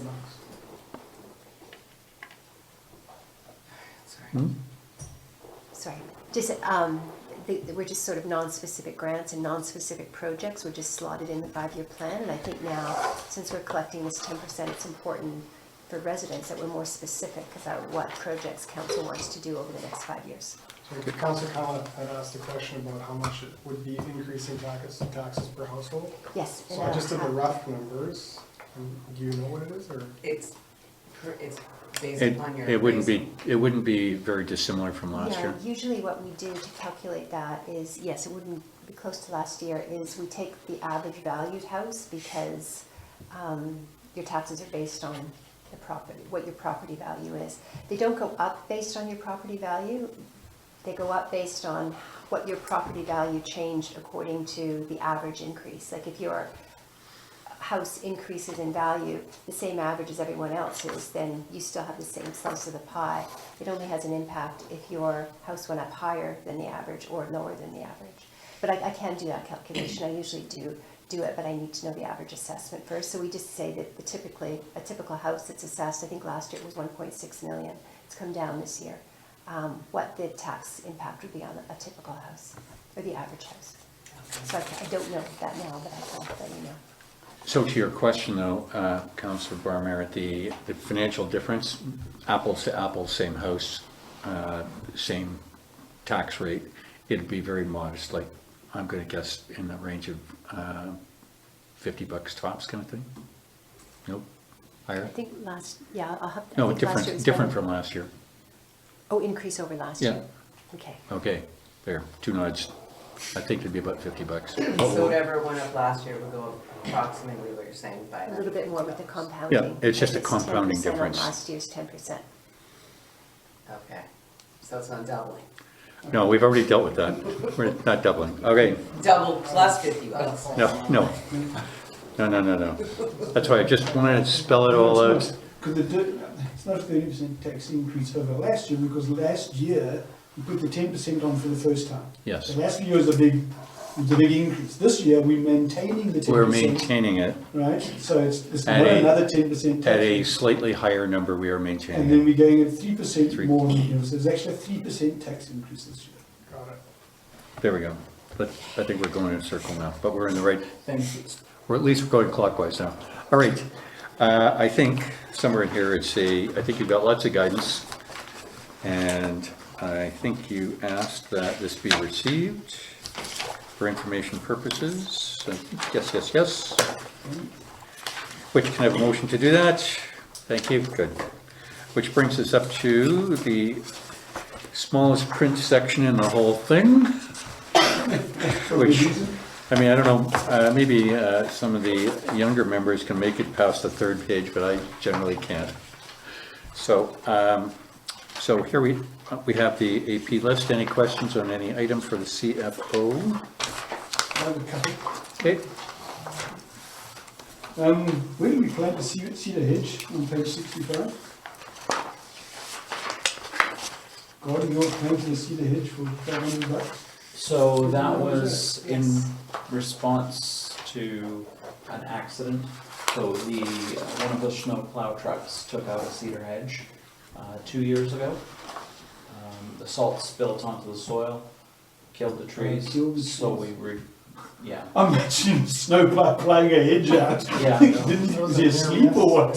it was close, it was a bad accident. Yeah. Okay. Where is Gross. that? Yeah, Is that up on? Kelvin Grove, yeah. Oh, so Yeah. we took My that. neighbor saw Yeah. that. It almost went over the, Yeah. it was a Yeah. very Okay, scary so that's why we accident. had to do that.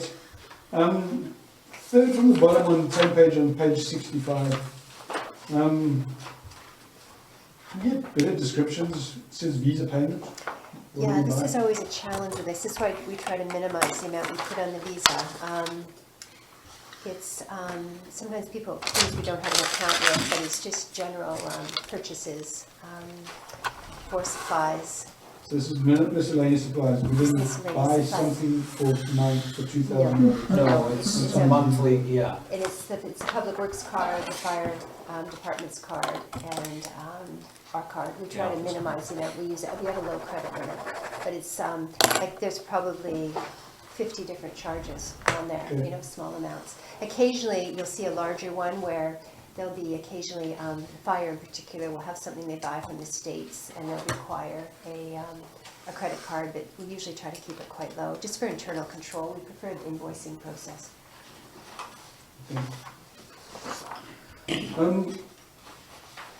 Utilities, so this is a bit of a general statement, but it comes out on page 67, 2/3 of the way down, all these hydro bills. All hydro, clad building hydro. Yes.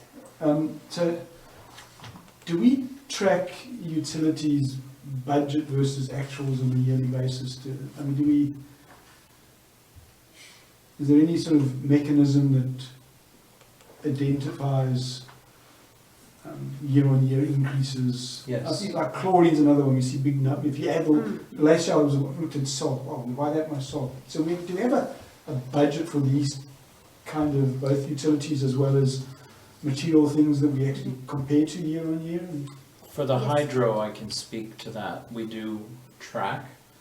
For example, this year, we got a note from Haley, who looks these bills over, advising that the Beach Park hydro had gone up the last month.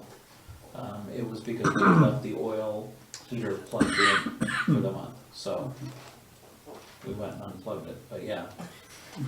There's two things, like with the hydro, we look at the usage of our hydro bills to see if there's spikes. But in general, in these budgets, you see like the maintenance, and you see supplies, but there's sometimes, 20 GL accounts in there. And we have a chlorine GL account, and we do look at, when we're doing the budgeting, we look at the year over year, we don't just automatically increase it. And in the quarterly reviews, you see the, kind of the overall, but as we're doing that, we'll flag different things, like if there was a jump in the chlorine, we would comment that on the variance. So yes, we have, there's a lot of GL accounts that flow into this kind of summarized budget that you see. Okay. And then on the same page, a few lines further down, can someone explain why King Maley got $32,000 in a tax refund? Yes, Okay, well, if you have to, then don't. But yeah. This is, it's just. But yeah. it was I think it's okay. It was a resident who paid their taxes. That was their property taxes last year, and deferred their taxes as well. So they asked for a refund of their taxes because they had deferred. So we agreed, but we waited until we were paid by the ministry before we refunded the money.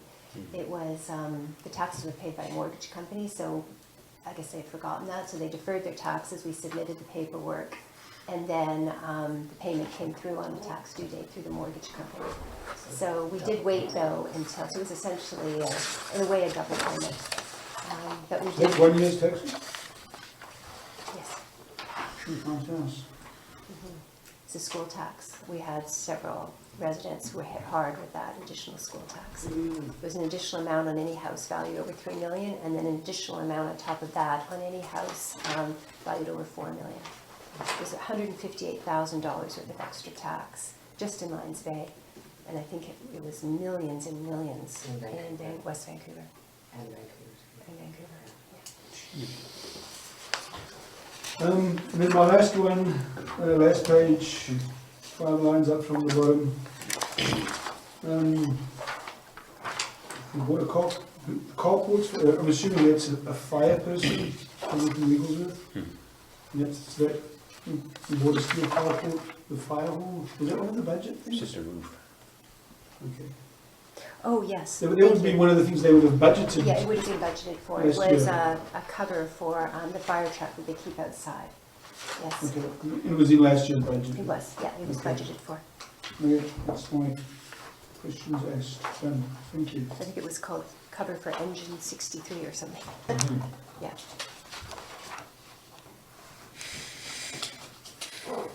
Just had a few. Sure. I was wondering about the confined space. Oh, Salus Engineering. 10 grand almost in confined space entry. Yeah, so that was a WorkSafe BC safety order. We were barred from entering our confined spaces until we had a confined space permit for each entry space. It's a one-time cost? It's a one-time cost, Okay. Those are evaluations. yeah. Cheap. PRV maintenance, we farm that out. Correct, yeah.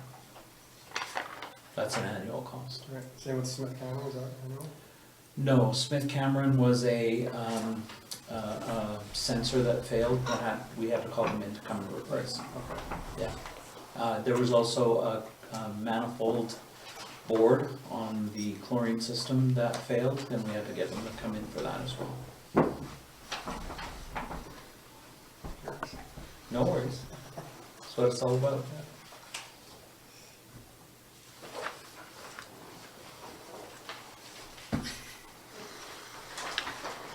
Any more questions? Motion to receive? Thank you. Next up, Public Works Manager.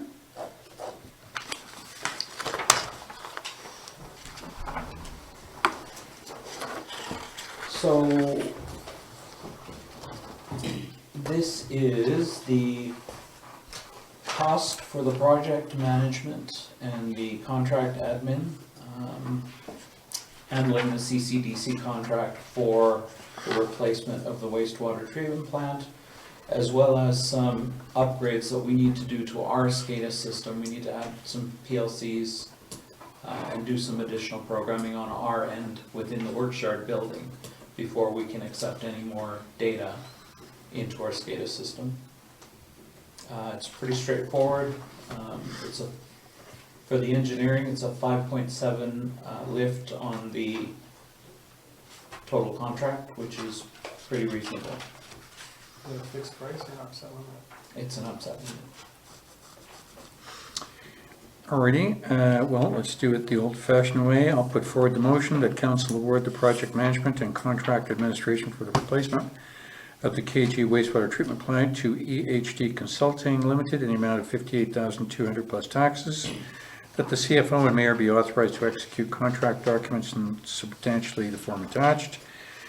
And also that the CFO add an additional $8,000 to the budget for the KG wastewater treatment plant replacement to cover the cost of hardware upgrades and SCADA configuration required at the works yard. I'll put forward the motion. A seconder. Thank you, Councillor Barmeyer. Any discussion? Councillor Abbott? So, the RFP went out for the engineering services, the way I read this. Sorry? The RFP went out for engineering services, and they were low bid $20,000. And then we added another $38,000 for site management and project management. Correct? No. The RFP for the engineering services is separate to this. It's separate to this. Correct. That was last year's budget and he's been paid for that work. You're using that proposal to support that this is likely a low bid because the engineering was low, that's how Correct. you're using that evidence? Yeah. Okay, that's what I thought. Oh, I misunderstood that completely then. Sorry. Okay. Yeah, right. So now I thought this was an RFP and then we decided to add additional scope to it.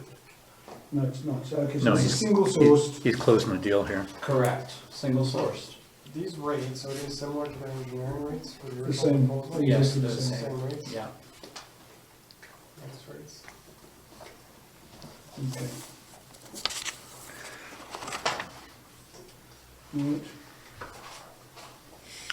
Just like that. Very good, Councillor Abbott? Yeah. Okay, then just a couple of questions on this. So I know that in the prior council meeting, you thought 10% of the contract amount was going to be this, and this individual, that is an individual, has come forward for less, so thank you for whatever you did to make that happen. It's not a fixed price. I think that's the key. Sorry, it is a fixed price. It is He a will- fixed price? He will not go over Okay. that amount. Okay, Yes. that's, okay. That's the total price. That's what I wanted to clear up. Yeah. Okay. Good? Maximum upside. That's the maximum. Okay, Well, But if the contract goes on, runs on 2 months, I'm sure you're going to do a change order request. It can't actually go on over. It can't, and he's running out of time. yeah. that's what we're trying to prevent. We don't want a Absolutely. change order. Yeah, we do not want a change order. So he's budgeted 230 hours. Based on the schedule from Industra, which I've included in here. So if it turns out to be 400 hours, we're gonna get a bill for 170 hours. Just for argument's sake. We're not contractually protected. We have a permit with MLB that we cannot cross. We cannot go beyond, and that permit expires on August 31st, which is basically what this contract goes to. So if we go beyond that, We have bigger issues. we have bigger issues, much bigger issues, yeah. And just on this, so through signing all these contracts, we've done the RFP for the actual construction, we're doing the project manager. Tell me that your time is going to be minimal on this. It is. Thank yeah. you. Great. Any more questions before I call a motion? Okay, in that case, I will call a motion. All in favor? Yes, yes, yes, good, all around, thank you. And acting CAO, full-time CFO, this information is going to go out with the stuff you're Utility sending bill. out? Yes, utility bill. Thank in you. 2 weeks. Perfect. So, acting CAO, the UNESCO World Tales short story. Yes. So I think the report was somewhat self-explanatory. We're just wondering if council was interested in pursuing this. There's just a couple of things I wanted to point out. We have some unusual deadlines. We have to keep it open until, the end of April 30th, midnight, I think is April 30th is the due date. But we have to have made a decision by May 15th, and if this had to come to council, it would have to come to council for the May 5th, 2020 meeting. So it'd be very little time from the time everything was submitted on April 30th to making a decision on May 5th unless we had a special council meeting. And another consideration, so I should have noticed this, on page 104, number 2, it says, receive their entries on City Hall by April 30th, and we kindly ask you to choose the email address and share it with your constituents by January 30th. So it looks like we actually may have missed the deadline to advise everyone. I mean, it's just early February. There's just something to consider when council decides if they want to pursue this. All right, well, let's get this going here. So per the reading from the agenda, the council received a report invitation to UNESCO and Idris Shah Foundation World Tales short story competition, and that council choose one of the 3 options as outlined in the report. Okay, I'll put that forward. Secondly, let's go to the 3 options. Firstly,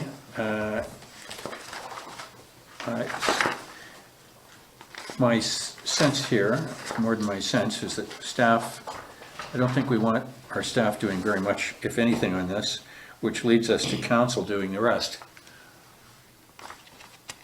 Yes, Well, option 3 is to get someone else to do it. and who would be close to those committees, Councillor Abbott? So, I mean, there are some people in the village who drop names who have skills in this region. Penny Nelson is a writer, probably Kevin Dyer, Robin Spano, these kind of people. Excellent. If we wanted to, she would reach out. It is a really short timeline, but I think the only way it would actually work from what Pam's just saying is council will have to say, if it can get done in time, then it doesn't have to come back to council. Whatever they do with, need to get on with. Is it possible to do that? Or does it have to come to council? I don't know, even doing that, taking council out of the equation, I don't know if it's the timeline to get people to contribute is the problem we've got, right? Or even a combination of that, if we, I think you're on a roll here, if we farmed it out to the group, I don't know how many applicants there's gonna be, but let's say that the group came up with 3 potential ones that were good, excuse me. Either they may have a recommended one and winnow it down for council. I'm not so sure that we're all literary giants here, certainly I'm not. But we could also do it in the village update to see which story resonated. There's a variety of things we could do here. I think that it would be a shame if we missed out on this opportunity. I think this is amazing for young writers. Do you think council, though, has to be involved? It's all throughout here, they're I talking think about the that- city, municipalities. Well, I endorse it. And that- I think Councillor Abbott's plate is full for the next couple of weeks. I don't intend to be personally involved. Mm-hmm. I was suggesting that, and I don't know of these names that I've name dropped here, they haven't even been approached. I know, in fact, it's, So, but if council felt they could be hands off from this, I could make a call tomorrow to say, see what you can find out and see if people are interested in playing, or even if you email connected. I mean, something like that. something like that. So I think the objective would be that we want to get this out to the public. It's probably not going to happen this Friday, but the following Friday in the village update, and then have our steering group. And if somebody came forward, then they could probably find a steering group pretty quickly. Okay, I will. If you would send me an email with some suggested names, Robin's a good one, Ken's another one. Sharon Bradbury, she's very involved in the school. This is aiming for teenagers. Oh, they're too young. Yeah. Got it. Wrong school. Wrong school. But I mean, we want to get it out in the update, so that's going to drive our volume this way. So, Councillor Abbott, if you send me your if anybody would send me some suggested names, let's do it by this Friday, and then I'll reach out to the names and see if we can get this out the door for the village update next Friday and get let's call it a steering committee going. I think the final approval, I do believe, has to come from council, which is fine. There can just That's be a fine. recommendation. but it would They have can to make a come to them. recommendation. And that would be the other thing, unless we wanted to have a special meeting, which we could have a quick special meeting, it would have to come to the May 5th meeting, and they're not due until midnight, April 30th. So that's tight. I don't think they'd have a time to read them all and make a decision. So, I mean, I don't know that there's an issue having a special meeting, but No, the next meeting would be too late. no. All right, so let's get this out the door. Could it be a call format, and does it have to be in person? We have to have at least 3 in person. So what I had read out was that council received the report, and which I suggest we do, and defer the initiative. You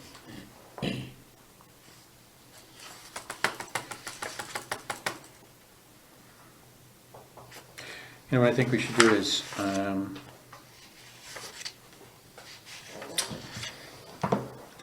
it's hard to make resolutions based on the expectation people are just gonna run forward. We could investigate and then bring That's something what I'm forward to the thinking, next because meeting. I'm trying to do the legislative thing, but do the practical thing. To get this thing going, it's gotta go out in the village update next Friday. Why don't I reach out and see if we can get 2 or 3 people together in the next day or 2, Okay, done. and move it away forward. Okay, then we'll get it going. All right, so we will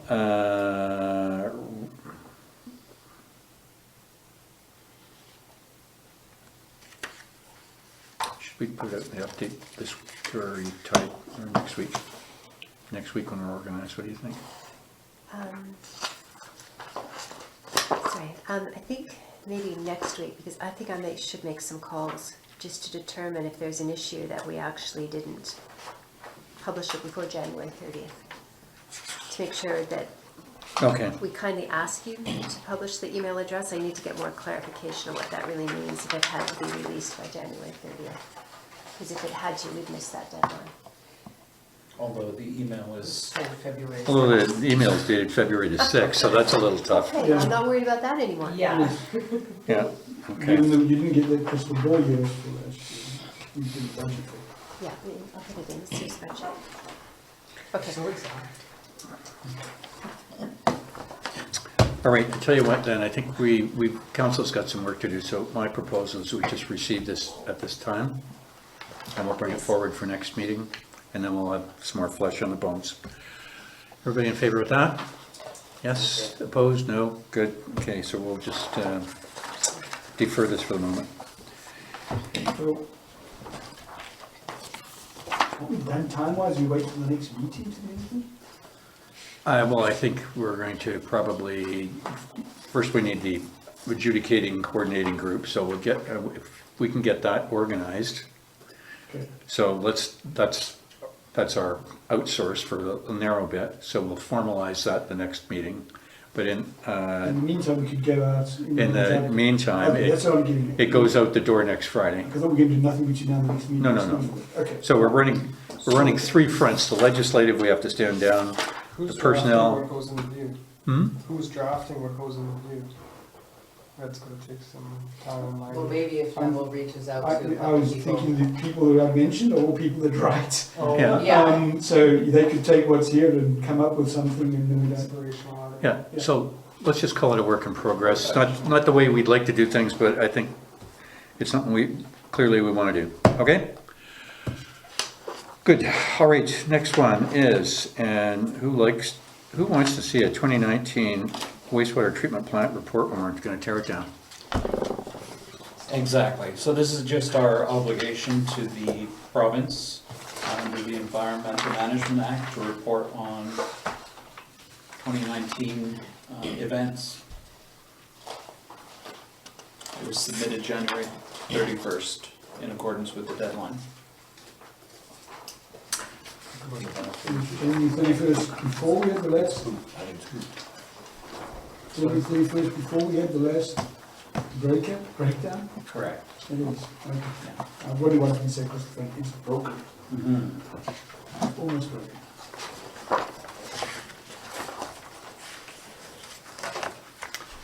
Any discussion before we accept the vote? Before we,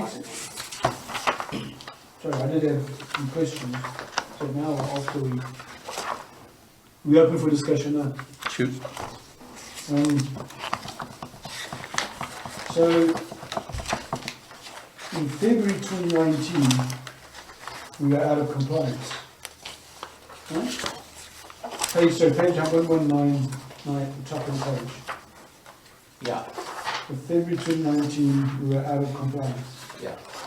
And that was the only time? No, February 13th, we were out of compliance. Sorry, that February, that's in general, that period. Yes, 5th of February to the 5th of March 2019, that's correct. we were out of compliance. Yeah, parts were ordered on That was the when we had that first major break, the shaft broke or whatever, right? gear, the motor jammed, the gear broke, yeah. Okay. And we got it going. So we only have one qualified operator for this system, Correct. and that is? Kyle McCallum. Okay. Okay, so we have one operator for sewage treatment and a different one for water treatment. Correct. And you planning on training? Correct, yes. Garth will be taking his this year For sewage treatment, for sewage treatment. okay. And then the backup to Alberta is? That's the difficulty. The backup to Alberto's, you require a certain number of hours and DCR time, direct charge responsibility, and none of our employees have the accumulated time. Yeah. We're constantly in discussion with BCH about that, and the fact that we can't meet that with a small workforce that we have. Okay, and the rest of the...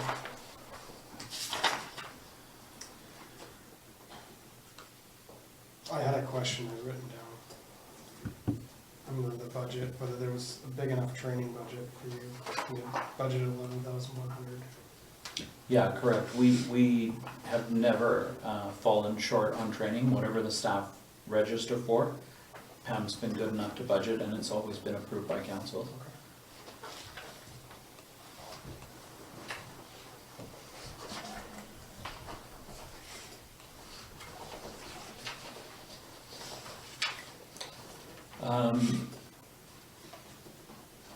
I'm hoping that Kyle will have enough hours to be able to write his treatment in a year and a half.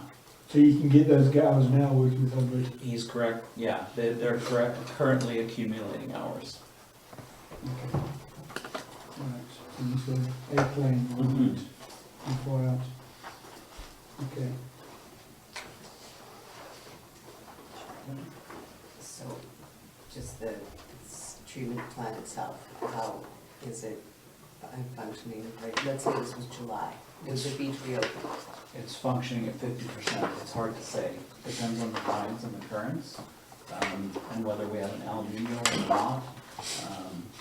Yeah, Okay. yeah. It's broken, we're running at 50% of capacity right now.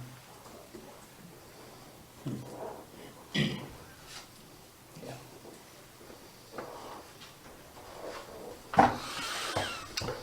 Any more questions?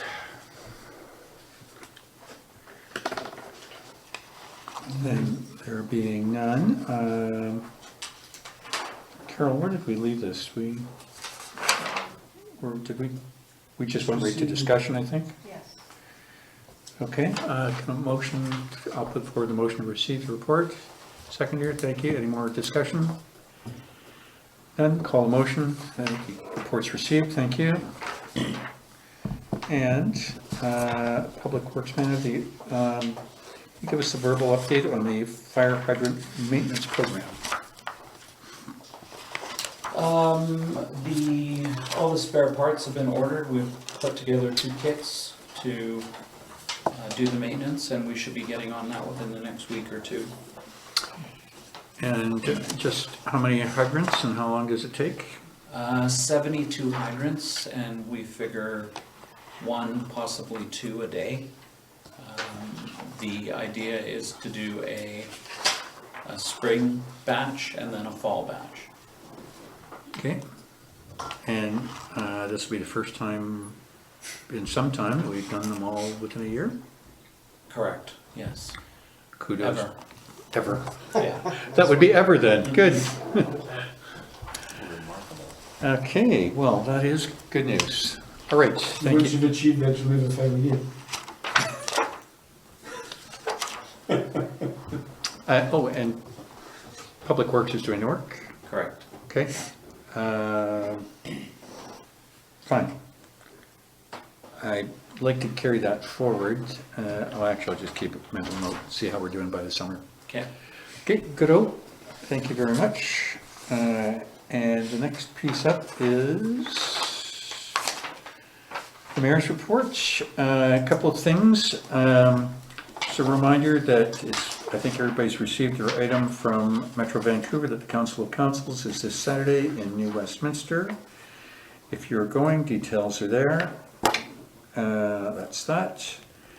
I had seen an email on, and I've seen stuff in the paper too, about climate emergencies being called. I think until our committees are formed up, I'll wait for that as their recommendation that it comes forward to declare an emergency and what they're going to do about it.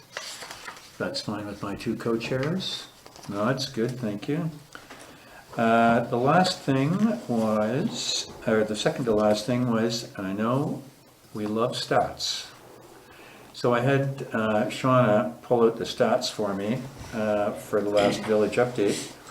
which covered a broad array of things. So here are the numbers. There were 782 pushes sent, 531 opens. The article that I wrote for the local government association, which was the top link to go to, received a high number with 80 hits.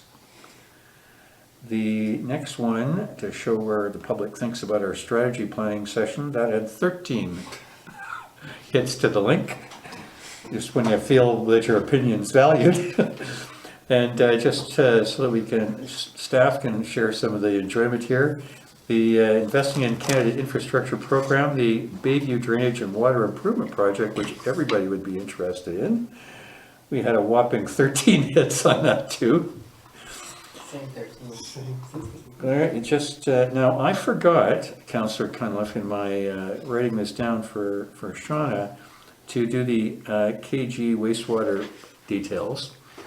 But I can tell that there was modest interest in that because I didn't get any phone calls or emails that there was $1 million coming down the road. Now, I wrote this article, I mentioned this to Councillor Abbott this weekend. It was with the presumption that the Kelvin Grove people were going to pay this under a parcel tax. And that's the way the article is styled. It is not envisioned from my perspective, although this is going to be put forward by the CFO, that the rest of the village would be paying for this. That would be a nodding of heads. Yes, thank you. And then the last, and a personal favorite for the CFO, how many hits did the water, solid waste, and sewer user rates get? 10. There we go. So right when I spend days reading this thing. There we go. All right, so that's that piece in the last one, and I'm looking at Councillor Cunliffe on this to see if she's interested. I got an email from former Mayor Burr, who tells me that, if I get this right, that neither Uber or Lyft in their app have a pickup in Lions Bay. They may not have a pickup, but they'll drop you off here. They will drop. Because $46 to use that. Because I think you probably have to have a registered driver.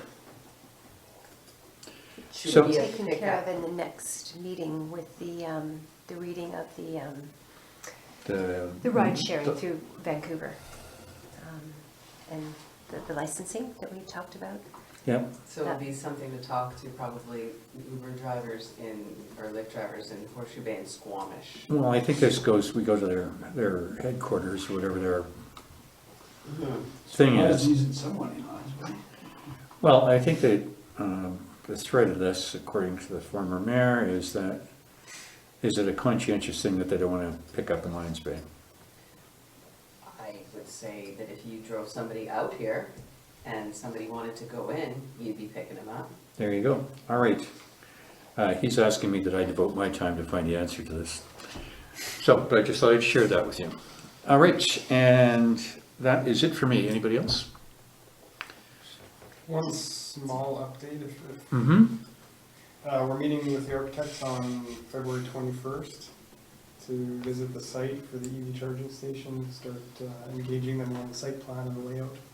So we should start getting a bit more traction, an actual product to review in council. Can you send me a small note so I can put that in the next time I write that Sounds good. we did, whenever we did? Thank you. All right, and so that takes us to any other council members? Anything? Sorry, I wasn't sure if Councillor Cunliffe had a question when the mayor mentioned the funding of the sewer treatment plant. I think that was an issue.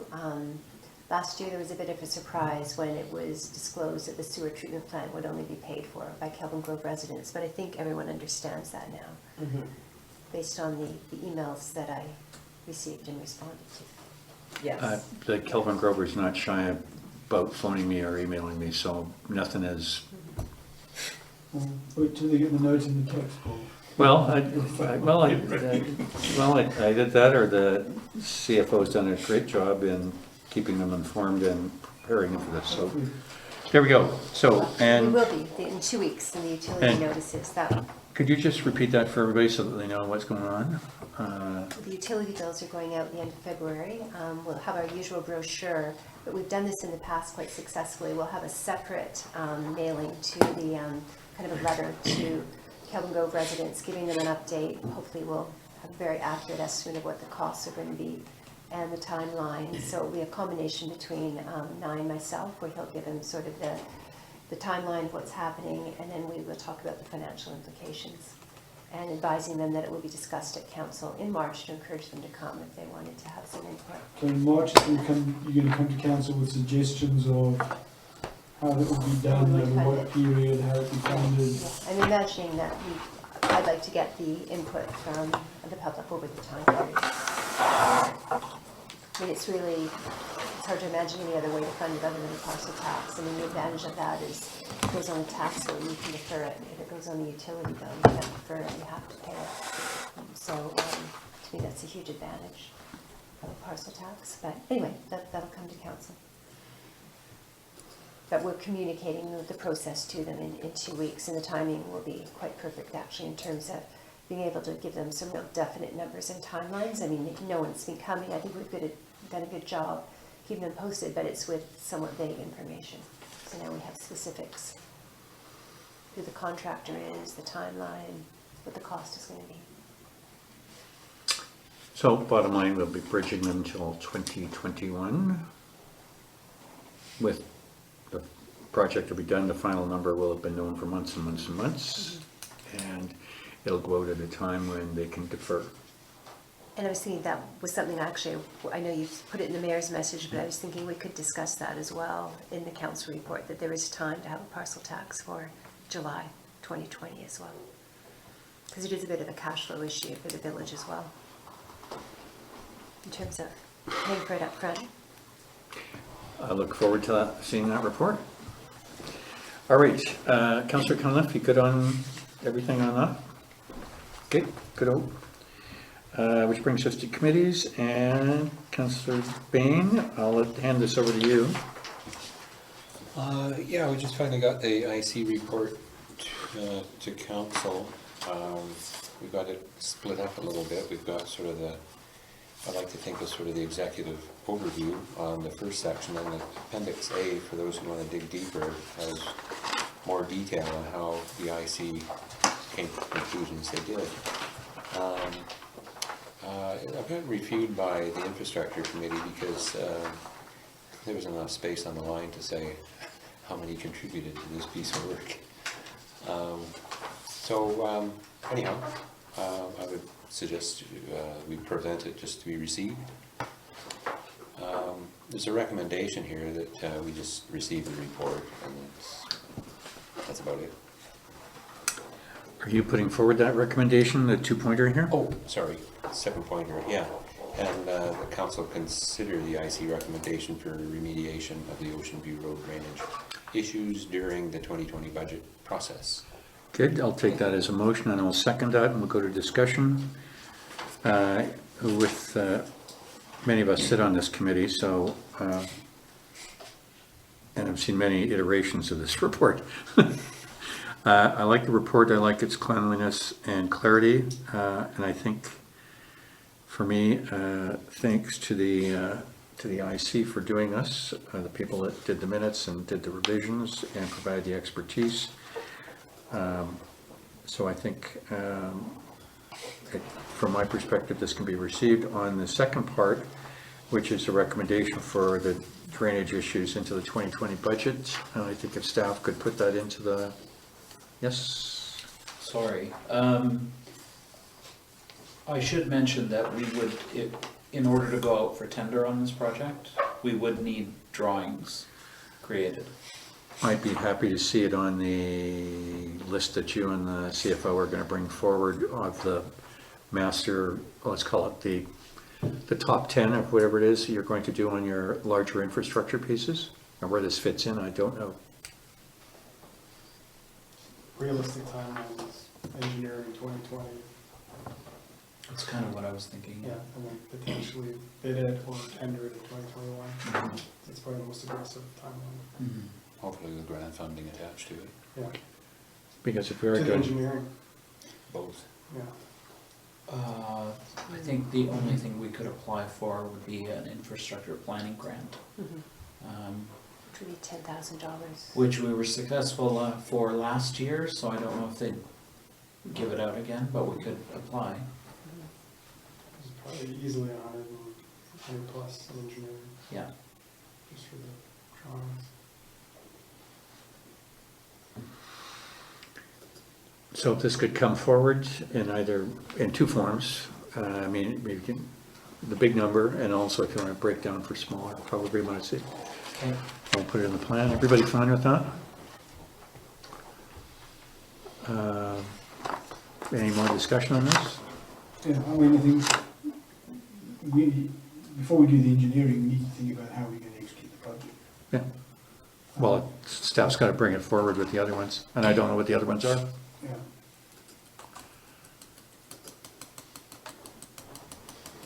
But I guess the recommendation from council is that we earmark some money for it in the budget, in the 2020 budget, otherwise nothing gets done in 2020 on this, if there's no money. Right? And I'm saying, assuming that this, we decide that this is the next most important project, if we've decided that, then sure, we should go forward with it. I don't know if we've made that, is this the next most important project? That'll be the March 3rd, where That's we'll what we need to decide present first. a long list of Absolutely. projects with the hope that Because council will I prioritise. think we passed building a library of shovel-ready projects just in case. Mhm. I think we've done that already, so let's decide if we're going to execute it before. shovel-ready projects? Well, I think previously there was things like DWIP and whatever was done, and so we had some shovel-ready projects on the shelf. Mhm. I think that, that's not, what's the word I'm looking for? That environment's not here at the moment with grants and so on, so let's make sure we only spend the engineering when we know we want to execute, right? Correct, yeah. I think we're on the same page here. So this is actually back to staff. So you said the work has been done by our IC people, and they put it forward, so it will be on the budget. So technically, we're meeting their request, but don't know where it fits in the suggested planning from staff, and also if you want to place market some of it for engineering, do a two-biter out of this.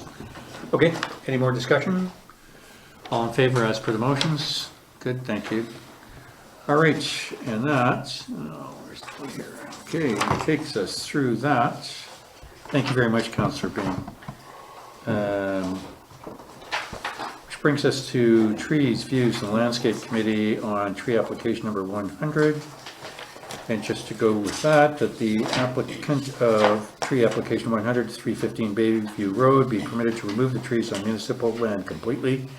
If any of the trees are in the neighbor's property, they must seek approval from them. The applicant must clean up and remove all associated debris, and that no planting is required. The slope has a mixture of natural and plant hardy vegetation. I'll put that forward. Can I have a seconder? Good. Discussion on this? Any? Just got one observation here, obviously there's a summary page 148 at the back. It says neighbour, affected neighbours, no comments, no comments, no one comment, but Mr. KGC, I don't pronounce that, Representative Dave, did actually comment in an email, so that's not completely true. And he seems to be okay with it as long as there's confirmation that it's on someone's property. So I guess there's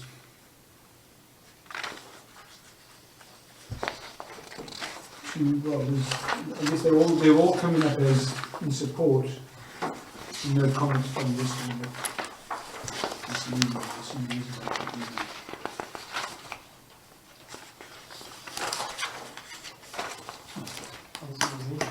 This is easy. Mhm.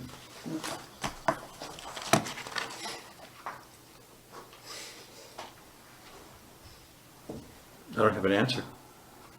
There isn't an answer. There isn't an There wasn't answer. I was just making an observation. If you Okay, just look at the good. summary table, there was more information and. No, there's more, yeah. There was two sort of comments in favour as opposed to just one. All right, you've been observed. Thank you. Any further discussion? All in favor as submitted? Thank you. Passed unanimously. And we are moving on to emergency services. There are none. Nothing there. Okay, resolutions, no. Bylaws. Ooh, okay, bylaws. Okay, these are our final readings on all of these. So, first one is secondary suite surcharge bylaw number 513, 2017, amendment bylaw number 571, 2021. The recommendation is that secondary suite surcharge bylaw, as I just said, be adopted. I'll put forward that motion. Can I have a seconder? Any discussion? There being none, calling the motion. All in favor? Thank you. Next up, water rates and regulations bylaw number 2, 1971, amendment bylaw number 568, 2020. And the recommendation is that this bylaw be adopted. I'll put forward that recommendation. Get a seconder. Thank you. Any discussion? None. Calling the motion. All in favor? Thank you. That one's approved. Next, sewer user rates bylaw number 122, 1984, amendment bylaw number 569, 2020. And the motion is that that be adopted. I'll put that forward. Can I have a seconder? Any discussion? There being none, call a motion. All in favor? Thank you. And that's garbage and recycling collection bylaw number 455, 2013, amendment bylaw number 570, 2020. And the motion is that that be adopted. I'll put forward that motion. Can I have a seconder? Thank you. Any discussion? There being none, calling the motion. This is the final one. All in favor? Yes, passed. There we go. Next one. Councillor Bain, you are up for correspondence. That was quick. Okay, he's going to start general Spring Mayor's Caucus and LNLGA conference. It's coming up in spring of 2020 or May 5th, they were saying. Sounded informative. I don't know if you're planning on going or. In fact, I found it both incredibly informative, and Peter thought the same thing. And these things tend to fill up quickly, so I have already booked, subject to council's approval, that I can go. And it's essentially four days and a change. So the tab for this is not cheap. I just did the fast numbers Sean has sent me. It was $650 round numbers plus parking, and that has me there from Monday till returning home on Friday afternoon. Are you attending? I'm putting forward that motion that I go. Okay. Sorry, the $650, that's not the fee, is that what you're saying? It's going to Just to run it through, Councillor Abbott, the LGMA registration, I'll just round up, is $500. The Mayor's Caucus, rounding up, is $300. The hotel is $858. I didn't round up. And on top of that is parking at $32 per day. I take it you're not going to the Wednesday meeting? Women Mayor's Caucus? I find that an odd topic, but Well, I found it kind of odd myself that if we're going to start dealing with sexism and everything, I quote Morgan Freeman, the U.S. author, in regard to racism. He said, the way to get rid of racism is to stop talking about it. Yet, with women's issues, we keep talking about it, and when are women going to be treated as equals? Sorry, I'm editorializing. I think you're walking out there in the snow by yourself here. Thank you, I like the cool weather. There you go. Yes, I think I'll find value out of the topics and certainly the connections with the other mayors.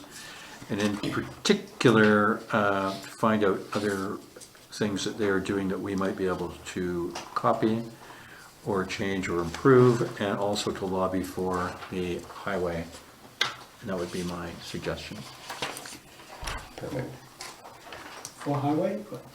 ASD on the highway? Coordination on the sea to sky camera opportunities. ASAP. Okay. Oh, sorry. I didn't mean to interrupt. G2, from our. Sorry, Do we have a, did we, do we have to make, do we have to agree to this, is there a resolution required? let's do a resolution for cleanliness. So it's, council concurs that Mayor McLaughlin can go to the LGMA and the Mayor's Caucus and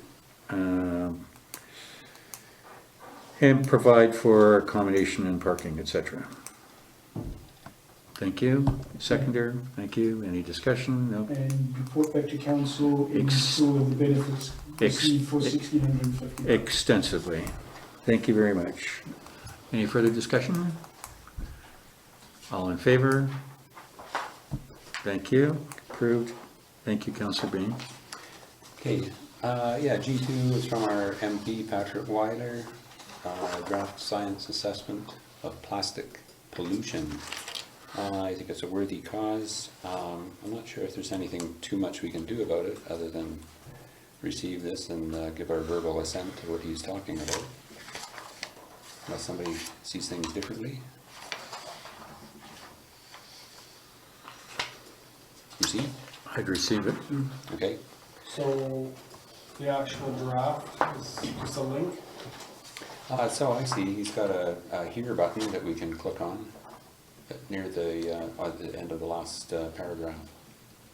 So I guess we'd have to go online to be able to click here. Do you want me to fire up the computer? I mean, we can look at it here Well, first. there's another link here, draft science assessment of plastics, That's right, which seems to be more of an info. I think that's probably where the information lies. probably. Might be worth sharing that link in the view possibly, so people can inform themselves. Okay, It'll be accessible on the electronic copy of the agenda online. Okay. So if you go to council meetings and you click on the agenda package and flip to this, you'll be able to click on that link and it'll be live. Or are you suggesting maybe it be a VU? So we article? elevate the visibility of this link for the, Was this the same letter that was put in everyone's mailbox? Recently? Don't remember. paper? Paper. Are you talking about a view article? Yeah, I'm saying in the view, can we create a link either on whatever, whether it's on the website or somehow embedded in the view article, so people can click on this and see what the actual. done. Right. Okay, Okay, that's better. okay, thank you. Done, Council. as in you're gonna do it? I'll do it. Okay. Well, I mean, it's fine. Thank you. Okay, G3, we've got request for support for pharmacare program. A lot of whereases on here. A lot of repetition.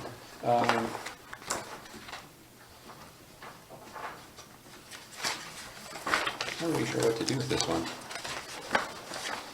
Receive? Receive? Okay, fair enough. Okay, moving on,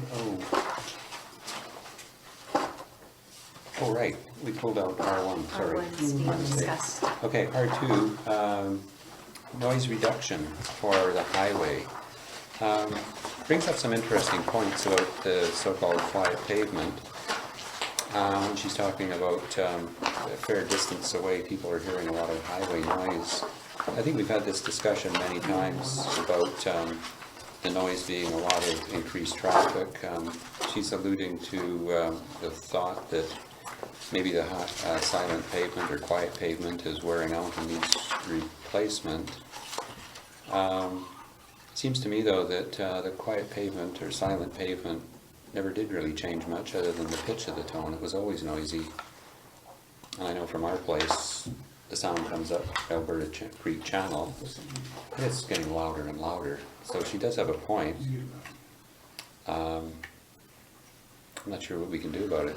Didn't So we this- think of that, there was an agreement in the highway Yeah, put in so- that they were supposed to, There's several people that came from the Agreed highway about. committee, yeah. in the highway committee, they believe there was an agreement. The CAO, I think, said, as far as he knew, there wasn't one. I'm not sure if that was confirmed and definitive, and there is no agreement, but clearly this paving, and there was talk of like a 5-year replacement, which sounds excessive for asphalt, but it's the noise part of it, and maybe it does need to be replaced every 5 years, but probably something we can't afford. But it seems unfortunate that we spent all this money on all this noise reduction. I don't think people understood at the time that it was only going to last for 5 years and you're back to square one. I doubt they would have bits on that. And it's been more than 5 years, but it's definitely got noise there. You don't hear the difference anymore. Right, but some of that is increased traffic as well. Personal observations, I would remember, I've never heard of something like that. I was amazed when I hit the change and the tyre noise went from to gone. And that doesn't happen anymore. And I remember noticing that when they first put in that pavement, I was, wow, this stuff actually works. So I thought it was a bunch of hokers. You can clearly hear there's a huge difference in your tyre noise when you cross that barrier. It doesn't happen anywhere near to the same thing anymore.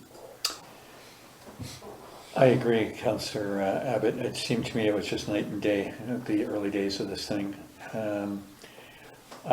Councillor Bain, with your and Council's blessing, I'm going to take this one and respond to it since I'm working on the highway stuff in a different manner too.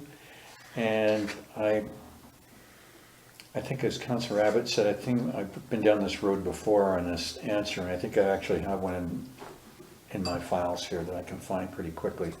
So I think between that and when the CAO, hopefully he's out of range of electronics now.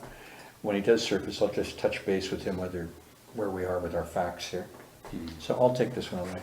Okay, thanks. Okay, the last one, R3, it's about dog bags and collection. Cindy, haven't we discussed this one already? I think it's been responded to. This is Yeah, the final The one. mayor's response. Oh, sorry. Yeah. Already received. Done. Thank you very much. And that brings us to any new business. Back to the dog bags. So what was the end? Cost difference to go to the truly biodegradable bag. We haven't had that info yet. Oh, okay. The compostable bags are what we're waiting for the price But on. we haven't got the price. We haven't got the answer yet. No. Fair enough. Okay, thanks. Apologies. All right, let's close strong. No new business. Public questions and comments. And Mrs. Bain, you've only got 2 minutes. Thank you. Then we will move to close the meeting. The proposed topics for discussion in the absence of the public will be the Curly Stewart Memorial Trust Fund Award Committee, and who knows what the initials are, just by throwing it out there. Nope.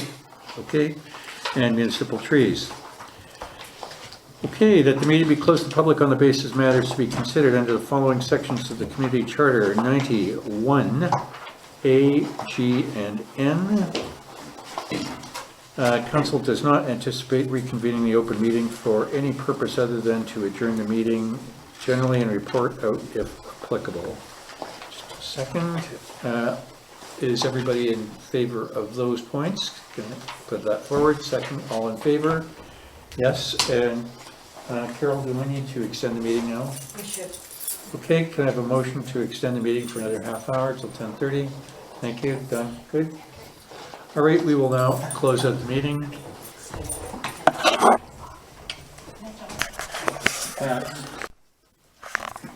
Thank you very much, Carol. We are back in the open session at 6 minutes after 10. And the one piece that will be reported out is that Kit McLean has been appointed to the Curly Stewart Memorial Trust Fund Award Committee for a 2-year term. And that will be all that's reported out from the closed portion of the meeting. Can I have a motion to adjourn? Thank you. Second, all in favor? Good, we are done. Okay, to your point earlier.